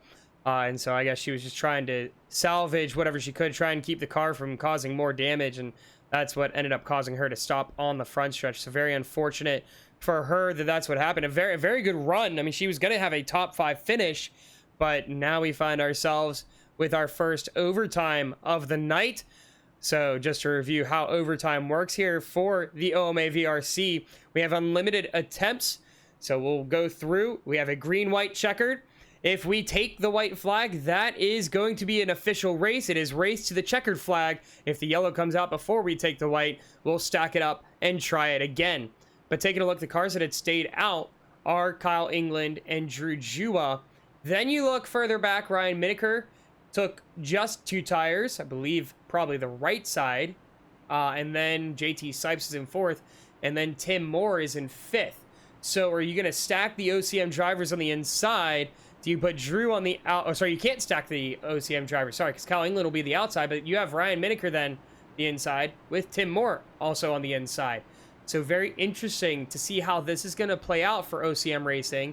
And kind of puts JT Sipes in a bad spot because regardless of what happens, he's starting behind an OCM guy on old tires. Yeah, JT Sipes is in a 1v4 right now. OCM has tons of flexibility here. Now, if they let England in on the bottom with Mineker, that could pay off for them. You know, it does slow things down. It kind of stacks everybody up, gets Jua some breathing room, and of course, gives them the top 4 on the bottom. But if the move isn't done perfectly, Sipes could get a big run. We have seen this throughout the race where drivers on the outside, when we see teammate games, get good runs. We've seen it from Sims. We've seen it from Jua on different restarts. And we know Sipes has a ton of speed. So OCM just has to be careful with how they do this. But right now, with 4 drivers, essentially against 1, with the dark horses of Talmadge and West behind, it's going to be difficult. Yeah, it's going to be really tough. Right now, looking at the field, 12 cars now on the lead lap. So we're getting very down to the wire of cars that are racing for that win. But we see Drew Jua elect for the inside line. So you have Drew, Mineker, and Moore all lining up next to each other here on the inside line. Kyle England on the outside. And I'm pretty sure if I were to be a betting man, Kyle England's call is probably to play the pick, play the block, and keep JT Sipes behind and take a slow start. I think that's the proper strategy here. This is going to be fun. 3rd time in 4 weeks we get a late restart here in the VRC. And we're going to have our points leader, Drew Jua, lead us to the restart here. So 12 cars on the lead lap right now. Their running order: Drew Jua, Kyle England, Ryan Mineker, JT Sipes, Tim Moore, Jared Talmadge, Jonathan West, Kevin Yerguez, James Mendez, William Reagan round out the top 10. Rounding out the lead lap is Jonathan Amodio and Austin Mongold. So we'll see how this thing is going to play out. It is going to be very spicy, that is for sure, with four of the OCM guys up front. And we'll see what the strategy is here. But Drew Jua is going to lead us to the restart. The pace truck and Benny, the pace truck driver, is going to lead it into pit road. And we're going to go through the Geico restart zone on Drew Jua. The green flag is out. He's away. And yep, there you go. Kyle England has a very slow start on the outside. Allows Drew to get about a 2-car length lead here heading into turn 1. Can we keep it green, though? No, we don't. There's a caution already out. Jarrett Talmadge tried to hook down while Tim Moore was blinking. I think that might be what happened here. And there's the 8 car. He tried to get down. Tim disappeared, and I think his car re-blinked back in, and that may have caused that. So let's see what happened here. Restart. Yeah, Tim had blinked there, like you said, for a moment. He's been having some issues with connection here tonight. Oh, yep, no, it wasn't. He came down, and Jonathan West, he wasn't clear. West made contact. Thankfully for Jarrett Talmadge, only 12 cars on the lead lap, so he doesn't really drop back too far. But that is unfortunate because he was up in 6th place. He was in a good catbird seat where if the OCM cars happen to come together, he could slide right into the mix. But it's very similar to what we saw at Auto Club in overtime when Jolene Sims tried to make that cut down from the outside to the inside, thought she was clear, and ended up clipping Vincent DePizzo. That time it sent DePizzo around. This time, the front car, Talmadge, is the one who went around. But it's just these guys trying to figure out how much room they really have when they make these aggressive moves. And when you're running the second most important race in the VRC schedule, and you're trying to get your name in the history books, these are the kind of moves you're going to make. So taking a look at things, I think we have to wait for a moment because the order got all messed up. Because the caution came out so early, the pace truck had to play some catch up there, as you saw all the drivers holding up for a while. But yeah, there we go. Tim Moore drops further back. For a second, it looked like Tim Moore was up in 2nd, but he hadn't made a pass on anybody to move up that far. But he did get around JT Sipes, so he's going to find himself in 3rd place. Yeah, it looks like he will be 3rd place. Ryan Miniker is now in 2nd, and Kyle England elected to come into pit road. So England is now out of this mix, so they can't use him to their advantage. He's going to have the fresher tires coming from the back, so it's going to be Jua, Miniker, and Moore. Now, I assume the strategy... Well, actually, you could go either way here. You could have Tim lay back to let Ryan Miniker in, or you could just have Miniker race Drew clean from the outside. Drew is probably going to prevail, I think, based on the speed. But again, remember, Drew has older tires than these guys, so I don't know. The problem is, though, we think of it this way, and we've talked about this time and time again. Yes, Drew's on the older tires, but they're at least worn in. Tim Moore, Ryan Miniker, JT Sipes, Kevin Yerguez, their tires haven't worn in yet. They're still cold because we didn't even get a lap in there. We barely made it in turn 1 before that caution came out. So these tires, it takes a couple laps for them to come up to temperature. By the time we get through this restart, they really aren't going to get up to temperature, but they do have that at least 26 lap advantage or 27 lap advantage over Drew's tires. But how much is that really going to play to your advantage over the run of 2 laps? Because that's all it is. Drew's been really good on these longer runs and being able to save these tires a little bit and be able to maximize that speed. So it's going to be really interesting to see how things play out and what kind of strategy he tries to go for. Does he go for the 3rd win? Does he sacrifice the opportunity to take a win to allow a teammate to get a win? But you have to be careful then, because then JT Sipes, it's a whole chess match that we're talking about right here. Deal with Miniker and his chances. Yes, he's got the fresher tires than Drew Jua. We just went through all of that. He has 4 career OMA wins. They've all come on plate tracks. Well, with 2 laps to go and with teammates there, the structure of this race has played to the advantage of someone who's a good plate racer. So I think Miniker has a decent shot here. I'd also look at Kevin Yerguez in 5th to try to get some help from West and Sipes, who have both been aggressive in this race, to try to make a move. This would be his first career VRC win. He won the Clash earlier this year on a road course layout at Charlotte on Heat, but has not won on iRacing and has not won a VRC points race. So big stakes, high stakes. And of course, you've got Drew Jua and Tim Moore, who know how to win this race. They've won it 3 times each. You mentioned Kevin Yerguez, and he has been a very strong runner throughout this race. My only concern about Kevin Yerguez is on these cold tires, he hasn't been the best running on exits. We've seen time and time again, he does get a little loose coming out of 2, sometimes coming out of 4, and that really sacrifices speed. So he's got to try and eliminate any of that grip issue that he has on these exits and really get control of that car if he wants to try and push for this win. But he definitely has the opportunity. He's been running really well all race long. But thing I'm noticing, Alex, is Drew Jua running as low as possible on the apron, not trying to wear out those tires at all, taking the easiest path around the track here under caution. Every bit of rubber matters here for this restart and any more that come. Well, and you also have to keep in mind, too, the fuel game at this point, because he'll be coming up on that. So, I mean, 171 was the lap he came in on. We're like lap 204 now. So he's getting to that threshold of when fuel runs out. 306 miles. There was no overtime before this season. So this is indeed the longest race in VRC history. Well, we'll see how much longer we have to run. Will it be 2 laps or will we go to a third overtime? We're getting ready for our second overtime attempt here in the OMA VRC. The pace truck is off. Drew Jua now has the field in his hands as he goes through the Geico restart zone. Teammate Ryan Miniker on the outside and Tim Moore behind him. JT Sipes in 4th place.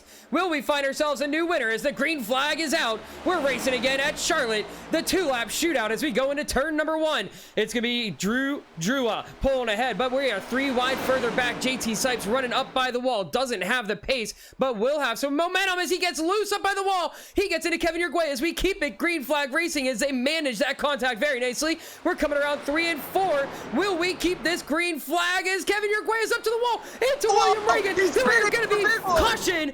Third overtime coming out.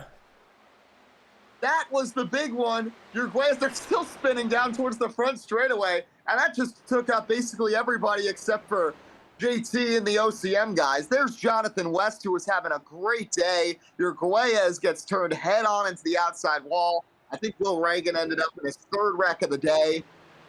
We almost got through. They almost wrecked on the backstretch when Sipes got loose when Miniker cleared him, and my goodness, it's the never-ending marathon here at Charlotte Motor Speedway.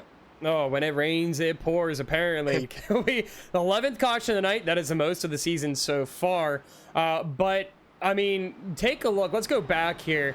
And we want to take a look at the one here of Kevin Yerguay.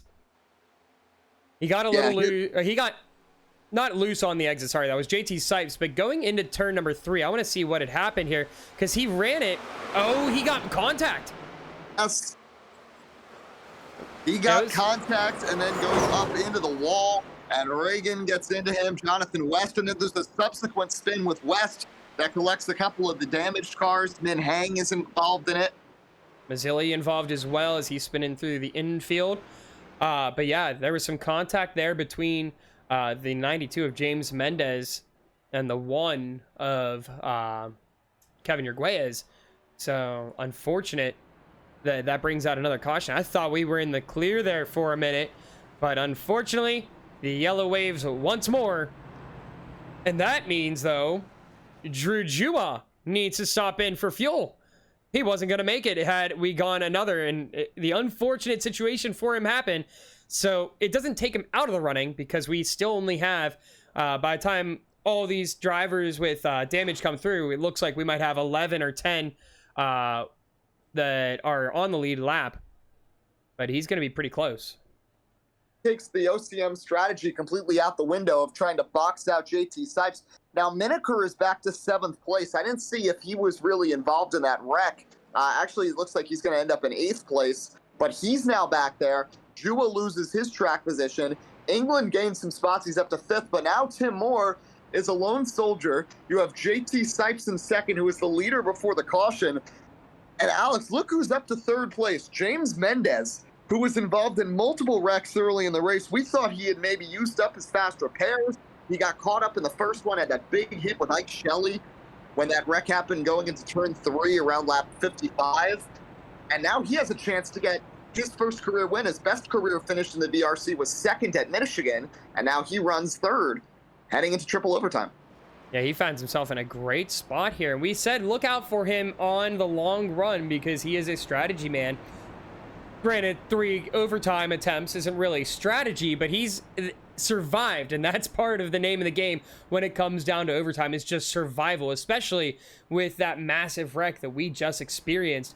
So a really good situation for him, and he's been pretty good on pace whenever he gets short run in. So we'll see if that's going to happen here, if he's going to be able to make a move on Tim Moore. I think for him, it's going to come down to the restart.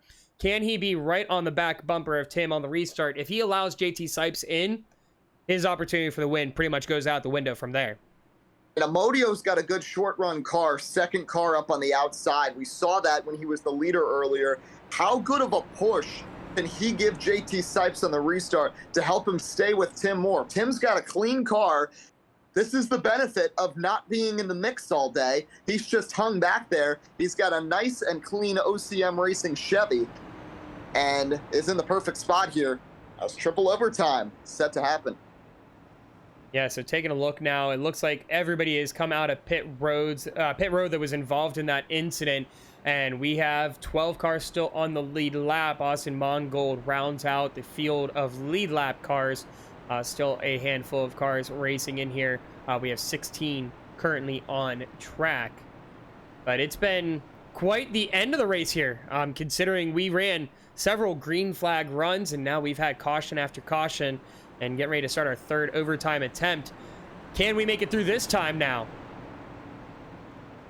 Oh, we're running out of cars to be able to keep going, so I'm starting to think eventually they'll settle it out. But this one could be the craziest because OCM does not have their strategy that they can use. It is car v car v car v car. 4 different cars from 4 different teams in the top 4. So we'll see how things play out. And again, Tim Moore is going to be the one leading us through the Geico restart zone. He is one of the previous winners here of the Stars and Stripes 300. Your other previous winner, your current points leader, Drew Jua, finds himself back in 9th place behind Jarrett Talmadge. So we'll see if he's going to be able to work his way up the field. It's going to be a long way for him in just 2 laps. I don't know if it's going to happen. Needs a bit of a miracle in that case, or some sort of accident that he needs to stay out of, but we'll see if it's going to happen. JT Sipes looking to become a first-time champion, or first-time winner here at Charlotte. We'll see if he's going to be able to get it done. He's been racing really well all night long, has led a good handful of laps. The pace truck is off. Tim Moore is going to take us to the green flag here for our third overtime attempt. We're green flag racing again at Charlotte. What a jump by him. James Mendez able to follow just enough to keep JT Sipes on the outside line, and Jonathan Amodio cannot get down to that inside line. So now it's a battle for second place as Tim Moore has a quarter of a second lead. What a jump by Tim Moore. I don't know what Sipes was doing there. Now he can battle back. Moore kind of washes up, and Mendez is going to smash into the inside wall. And that's going to keep us green as long as he stays on the bottom of the track. And it's going to be JT Sipes using that outside line. Never mind. Caution is out. Well, now JT's going to be able to control the next restart. That's actually big that he was able to get past Tim right before the caution went on. That's a heartbreak for Mendez, and I assume he is done with repairs because he's been in 2 significant wrecks today. And that's a tough break. That incident, it seemed like a racing deal between him and Mendez, because Mendez just got tight on exit, it looked like. Let's go back and look at what had happened here between the two of them. Never mind, a little bit of a wiggle here from Sipes. And you have a little bit of neck code contact between the two.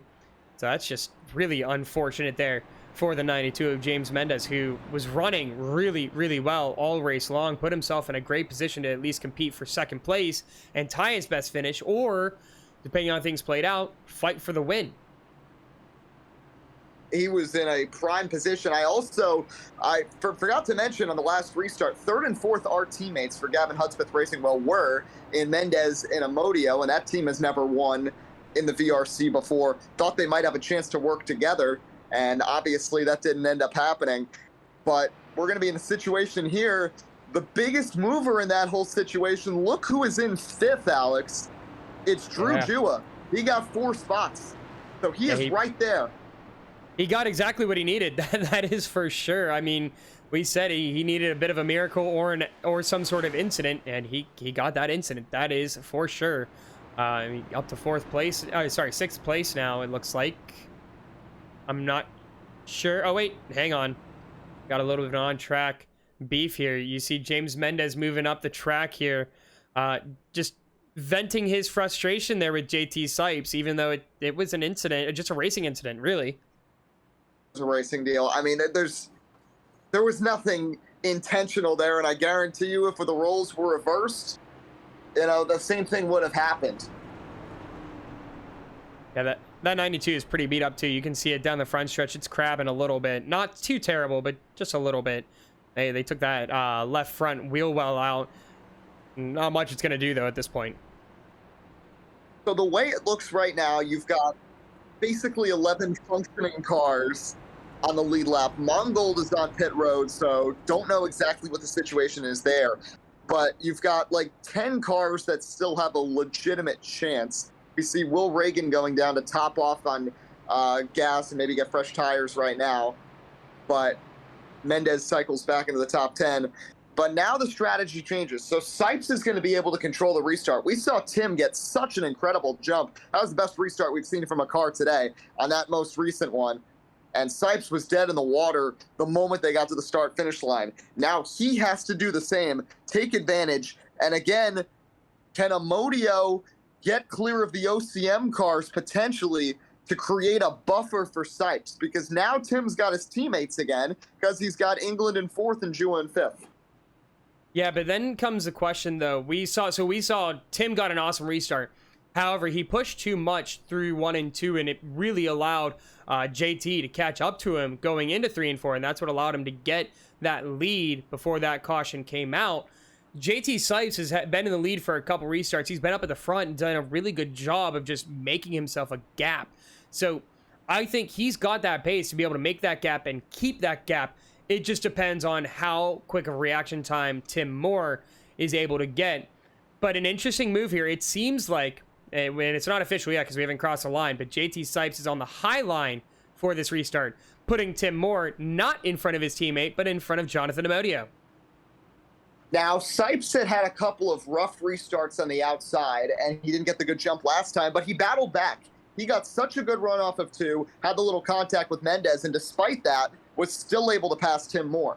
So I think he's got the confidence that he can edge ahead of Tim Moore using that outside line. So I would not count out a good run from the 55 on the top. I think this is a good move. And it also, based on the way it looks, it's going to have Tim Moore not having a teammate pushing him. It's going to be Amodio on the bottom, not England. Yeah, very interesting strategy call here by JT Sipes. While we have a moment, though, before we get ready to go green flag racing for our 4th overtime, just want to remind you guys that next week we are going to be off here for the OMA VRC, and we are going to be taking a week off in honor of Memorial Day. We will be back, though, the following weekend on June 3rd for the first road course of the season at Watkins Glen. And honestly, in my opinion, with these Gen 7 cars, Watkins Glen is probably one of the most fun road courses you can do. That's going to be a fun one. We've got some good road courses on the schedule. Long Beach later in the regular season, first ever VRC trip to the Long Beach street circuit, but Watkins Glen always produces great VRC racing. It's had some fantastic finishes over the years. That's going to be a fun first road course race for the VRC and iRacing. I'll be very intrigued to see how Long Beach goes because of the fact that there's so many tight turns. You have some hairpins, you have 90-degree turns. These cars are not suited very well for that, but it's going to be really interesting to see how it plays out.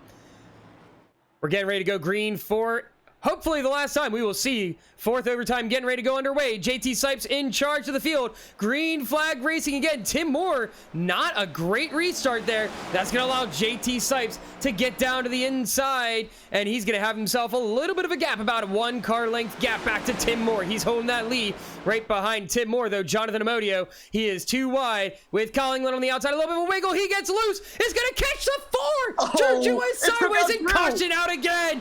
Jerry Tolmage involved as well. Jonathan Amodio. We've got Jonathan West. And man, we just cannot seem to make it to the front stretch. Now that one was more interesting than the last one. So Sipes gets the good restart, gets the whole shot, gets to the lead. Tim Moore's in second. He's got England behind them. And then many cars make contact there and all come together.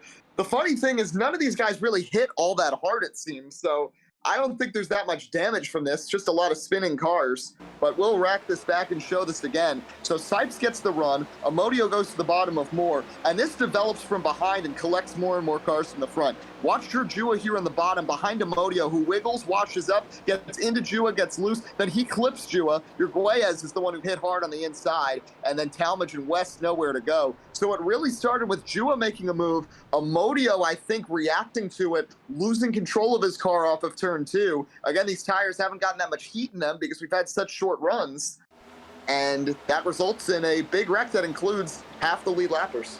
Yeah, you can see right here, going back and watching that again, we see Amodio coming on exit. You can already see right there, that car got a little bit of wiggle coming out of turn 2. The way it exited, you could see the nose started to dig down. He reacts, is able to save it, but as he comes up, just overreacts a little bit as he shoves it up too high. He realizes he's going to make contact with England, tries to overcompensate on, and that just unfortunately sends him down into Jua. So, I mean, doing the best you can, but the problem was when you're 3 wide, or basically 3 wide on exit, you really don't have a lot of wiggle room. And we've said it time and time again, this track, very narrow, not a lot of movement, or room for movement, and that's what really causes this one to take place. And that just worked out for OCM Racing. Look at the board. They now have 2, 3, and 4. The one guy that impressed me when we watched that replay is Ryan Mineker. He had laid back on the restart, I guess expecting some chaos, and it came, and he ends up jumping 5 cars and going from 9th to 4th. Yeah, this is quite the running order we have now. It's really shaken up. Jua worked his way through the field, back to 7th place now. But we take a look. Sipes is in 1st. Tim Moore now back in 2nd. Kyle England in 3rd. Ryan Mineker, like you said, up to 4th. And Austin Mongold, he's been running further back here throughout the day, but he finds himself up in 5th place. So he's got himself a nice little run here. And if he can hold on, was going to give himself at least a top 10. Could maybe even be a top 5.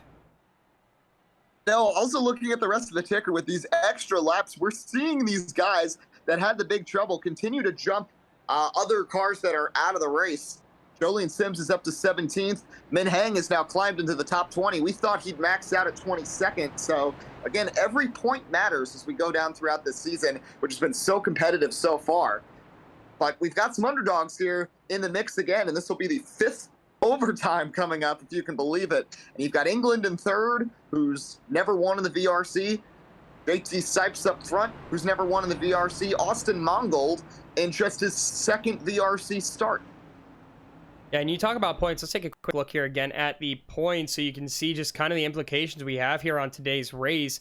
I mean, with, say, Min Heng right now, he's been struggling due to that incident up to 20th now.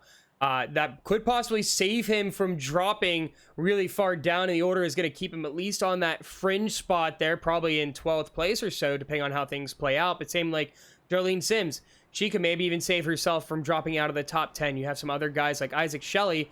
He's going to stay in that top 10 as well because of the fact that he is currently up into 19th place. So some of these drivers who have been able to at least get it back on track, gain a couple spots here and there, have found themselves in a pretty solid position to at least stay in the playoff cut right now for points. Now, granted, again, we still have a long way to go. Another, I believe we said 10 races before we get to playoffs, but it's still, you got to give yourself that best position for when you head into the playoffs to be able to fight for that championship.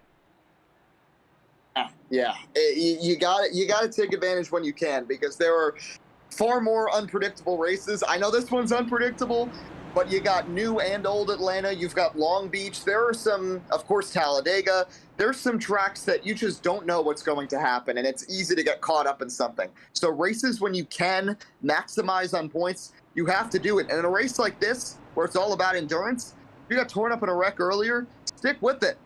With the way this race is going, you can just keep jumping positions and get more and more points. It's been a tough day for a lot of the guys towards the top of the standings. Shelley's out. He was 3rd. Green not even in the field. Sims, 6th. Hang in 7th. Glass in 9th. They've all had bad days. So there's going to be a major shuffle in the point standings.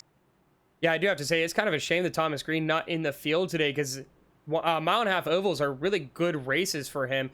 He tends to do very well in those, at least from my experience seeing him race.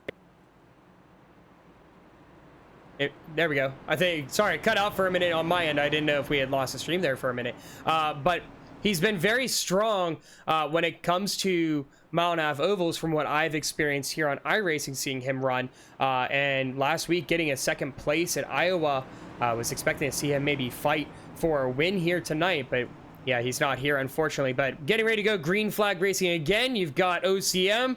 They're 4 of the 5 top 5 cars, but JT Sipes in control of the field as we get ready to go through the restart zone. And a good jump from him causes Tim Moore to check up, and Kyle England makes some contact. Yeah, he faked him out. That was a nice job by Sipes, and now Moore side by side with Miniker. Look at Will Reagan into the picture. And this is going to be a great battle here to the end. If we can say green flag racing, you see a few cars back here dinged up, and you see 3 wide down the back stretch as Drew Jua is going to try and dice his way through the field, trying to get back to the top 5. He's up to 4th place as he's going to be right behind teammate Tim Moore, and we're around to the front. The white flag is out, and Barney the flagman is waving around the white flag for JT Sipes. As we go down into turn 1, he's going to have a good lead over Tim Moore and Drew Jua.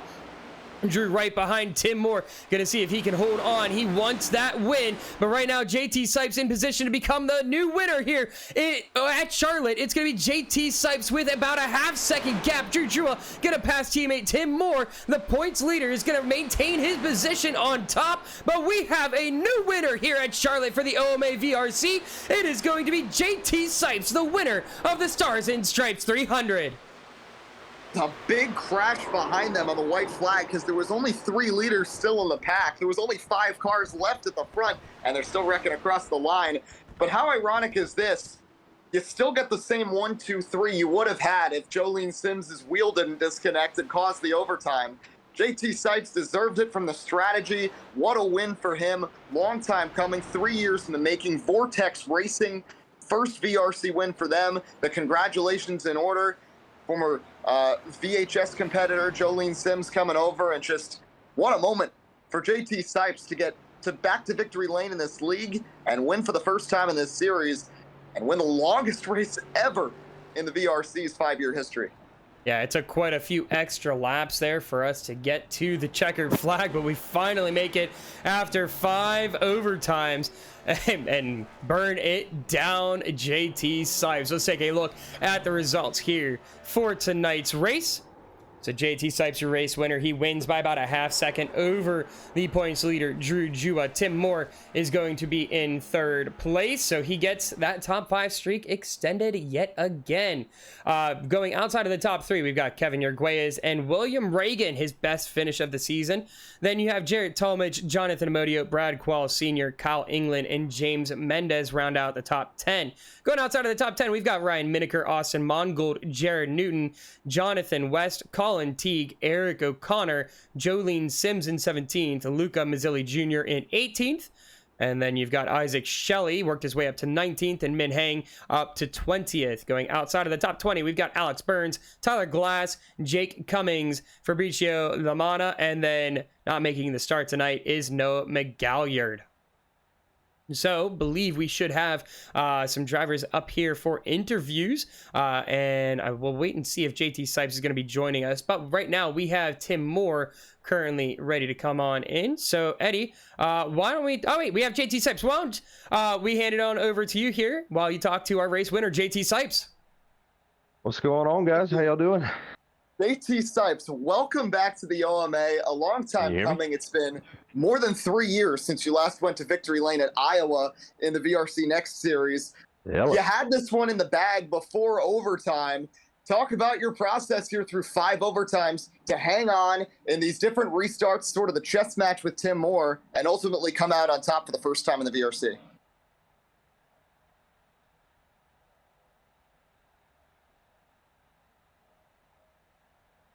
Did we lose JT?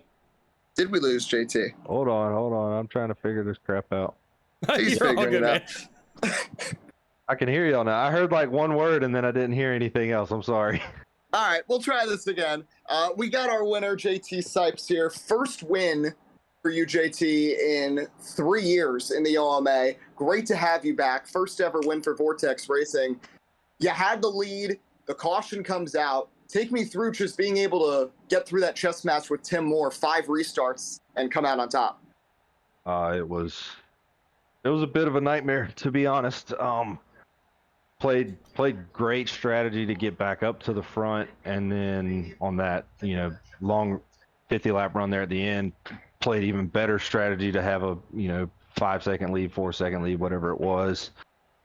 Those restarts are hectic. I figured out how to run the top in 1 or 2 and be really quick on the restart, but it was loose, and everybody being so close, I guess we had some issues there, but nerve-wracking to say the least. But as soon as I got control of it, I knew as long as I didn't run out of fuel, we were going to be all right. Just overall for you, your experience now being back in this league and getting to race on iRacing now with some guys that you raced with on Heat many years ago, just take me through what it's like in your mind being back here and now getting this first win of the season, something you can build on going forwards this summer. Yeah, man, it's been really cool. Me and Ike were talking, when y'all were talking about doing it, we were like, yeah, the nostalgia factor is going to be there, so we kind of wanted to do it for that. And then the racing has just been incredible, and it's really cool to see it kind of come full circle, because I met my friends that I raced with on iRacing every night in the OMA, so it's cool to get back and then come back and be competitive and get a win and hopefully some more. It's just awesome. JT Sipes, Vortex Racing, Victory Lane, the 4th ever winner of the Stars and Stripes 300. JT, welcome back and congratulations. Thanks, guys. Appreciate it. All right, so now we bring into the booth our second place finisher, who's going to be our points leader after tonight. We've got Drew Jua, and Drew, you were looking to be repeat champion here at Charlotte, but it just wasn't in the cars, got caught in a bunch of incidents. Just how did you think the race go on your end? Yeah, it was a fun race. We had our up and downs. I really decided that I was going to pit as late as I try and save tire sets. And we did that the whole night, and we kept getting caught off strategy, and it really hurt us because we could run up front, and then once the fall off started, we were about 1 to 2 tenths a lap slower until we kind of evened out. But I made a mistake, and I thought that as soon as the caution came out, we were electing halfway points for the second one, and I pitted and ended up losing second place there. Min put a little bit of a block on me. I mean, it's fair. We were racing for halfway, but we came back. Then I short pitted, got caught a lap down, and then took the wave around, got back up. I don't know if you guys caught it on the stream, but I restarted I think 9th, and out of turn 4 I was 3rd. But that was even behind some lap cars. But we drove our way back up there and caught off strategy. Like I said, JT made a beautiful strategy call with the 2 tires, and I was honestly content battling with my teammate there, and we got that late caution. And since I have 2 wins, I said, screw it, I'm going to stay out and try and hang on. And I realized after the first caution on that GWC that I didn't have enough fuel for a third one. So it was really hoping that we could go green there, and then we obviously didn't. I had pit, came back through, and then we got up there to 5th, got side by side 3 wide with the 7 and the 35, and the 7 kind of lost it, and we made a 360 type save and full sent it that last GWC and got back up to 2nd. But it was just a race of what could have been. I was really trying my hardest to equalize Tim on all-time wins again, but it just wasn't meant to be.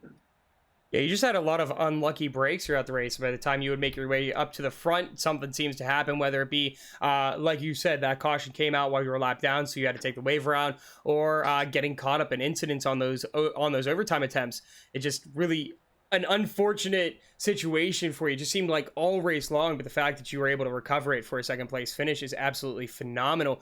But going through, I mean, this already is a long race. We're talking 300 miles. To add on an extra, we'll say, what was it, like 15 laps or so? Just what does that do on your mental side of things? Because it's already a long race that you have to kind of grind through, it feels like.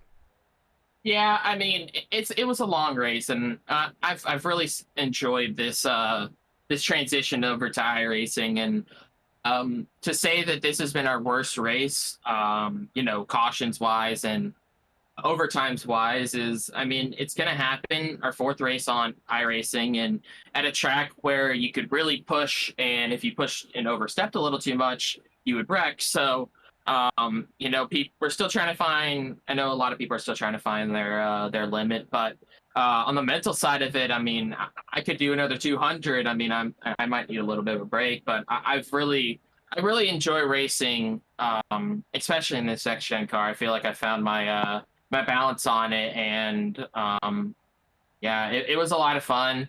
It sucks that we came home second, but I just want to say really quickly, shout out to Alexander Balderas. I mean, he whipped up this car and earlier this morning, and it's a beauty. Publix is normally like a green type car, and to have the red, white, and blue, it just matches so well. Yeah, the car looked really good on track. I really like the way it looked, but second place, still not a bad finish for you, and it's going to help you maintain that points lead heading into our first road course of Watkins Glen. But thanks again, Drew, for joining us. Congratulations on second place, and we wish you the best of luck heading into Watkins Glen.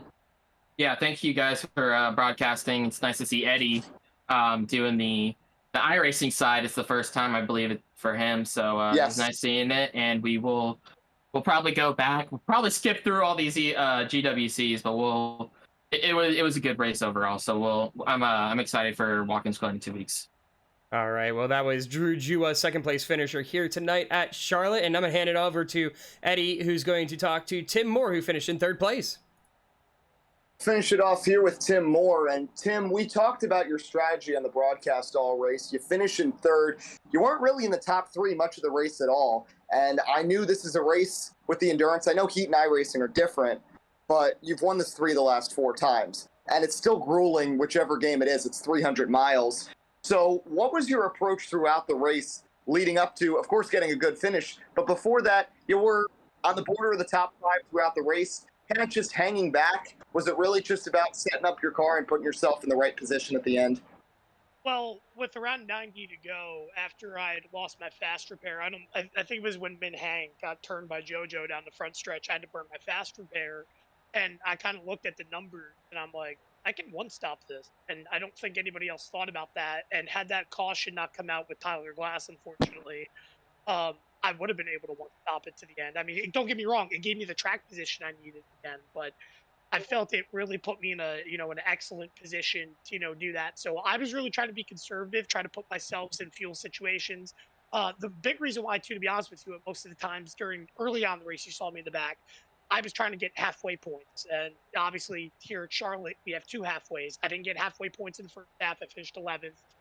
The way things timed out with the pit cycle, because I made a mistake. I'm sure you guys saw it. I missed the pits on pit road entry, and I had to really redeem myself. And then you have the caution, coming around halfway. I need to put myself in the spot. Again, didn't really get good points, but trying to at least play a strategy that would have put me in the right spot. And it did. It just didn't do it enough. But real proud of the result. I know tonight was a bit of a wreck fest, but to be honest with you, that tends to be Charlotte. So we'll just move on, keep our head high. And the fact of the matter is we finished top 5 every single race to this point, and I can live to be proud of that. And to be honest with you, too, I can live with the fact that I made a mistake on the bottom, out of turn 2 on that green white checker to blew the race away. But the right car won this race at the end of the night, and I can't be disappointed with that. JT earned every single second of this win he had tonight, and I'm real proud that he was able to get it done and get the win that he deserves, because you look at Auto Club, Jarrett didn't get that, unfortunately, nor did Eric when they were in the prime position. So I'm glad that the car that should have won the race tonight won the race. Absolutely impressive for JT Sipes and for you as well. Tim Moore, OCM Racing, comes home in third. And Alex finished us off with this marathon of a broadcast and a marathon of a Stars and Stripes 300.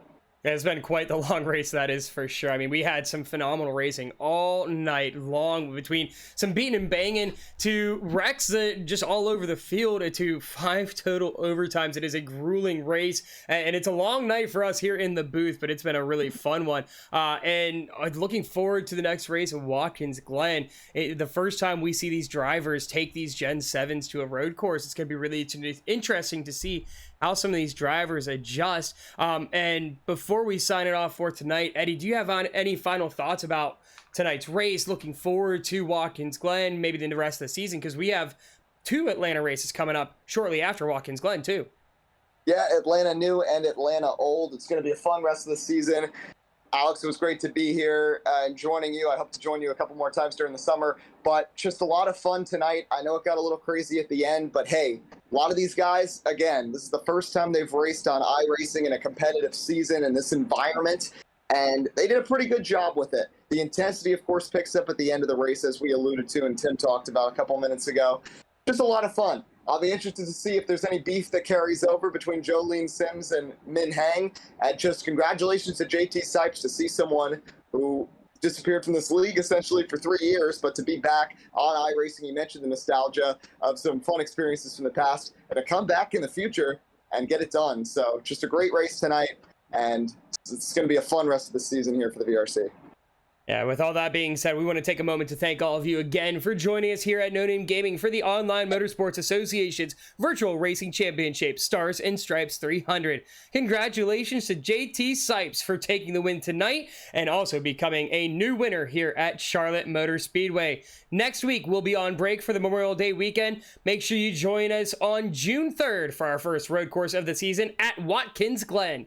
We hope you all enjoyed the broadcast tonight. I want to take a moment to thank OMA for allowing us to bring this race to all of you. And a huge thank you to Eddie Kalegi for joining me in the booth tonight. It's been a blast calling this race with you. I am Alex Light saying good night to you from the virtual Charlotte Motor Speedway. Thanks again for tuning in.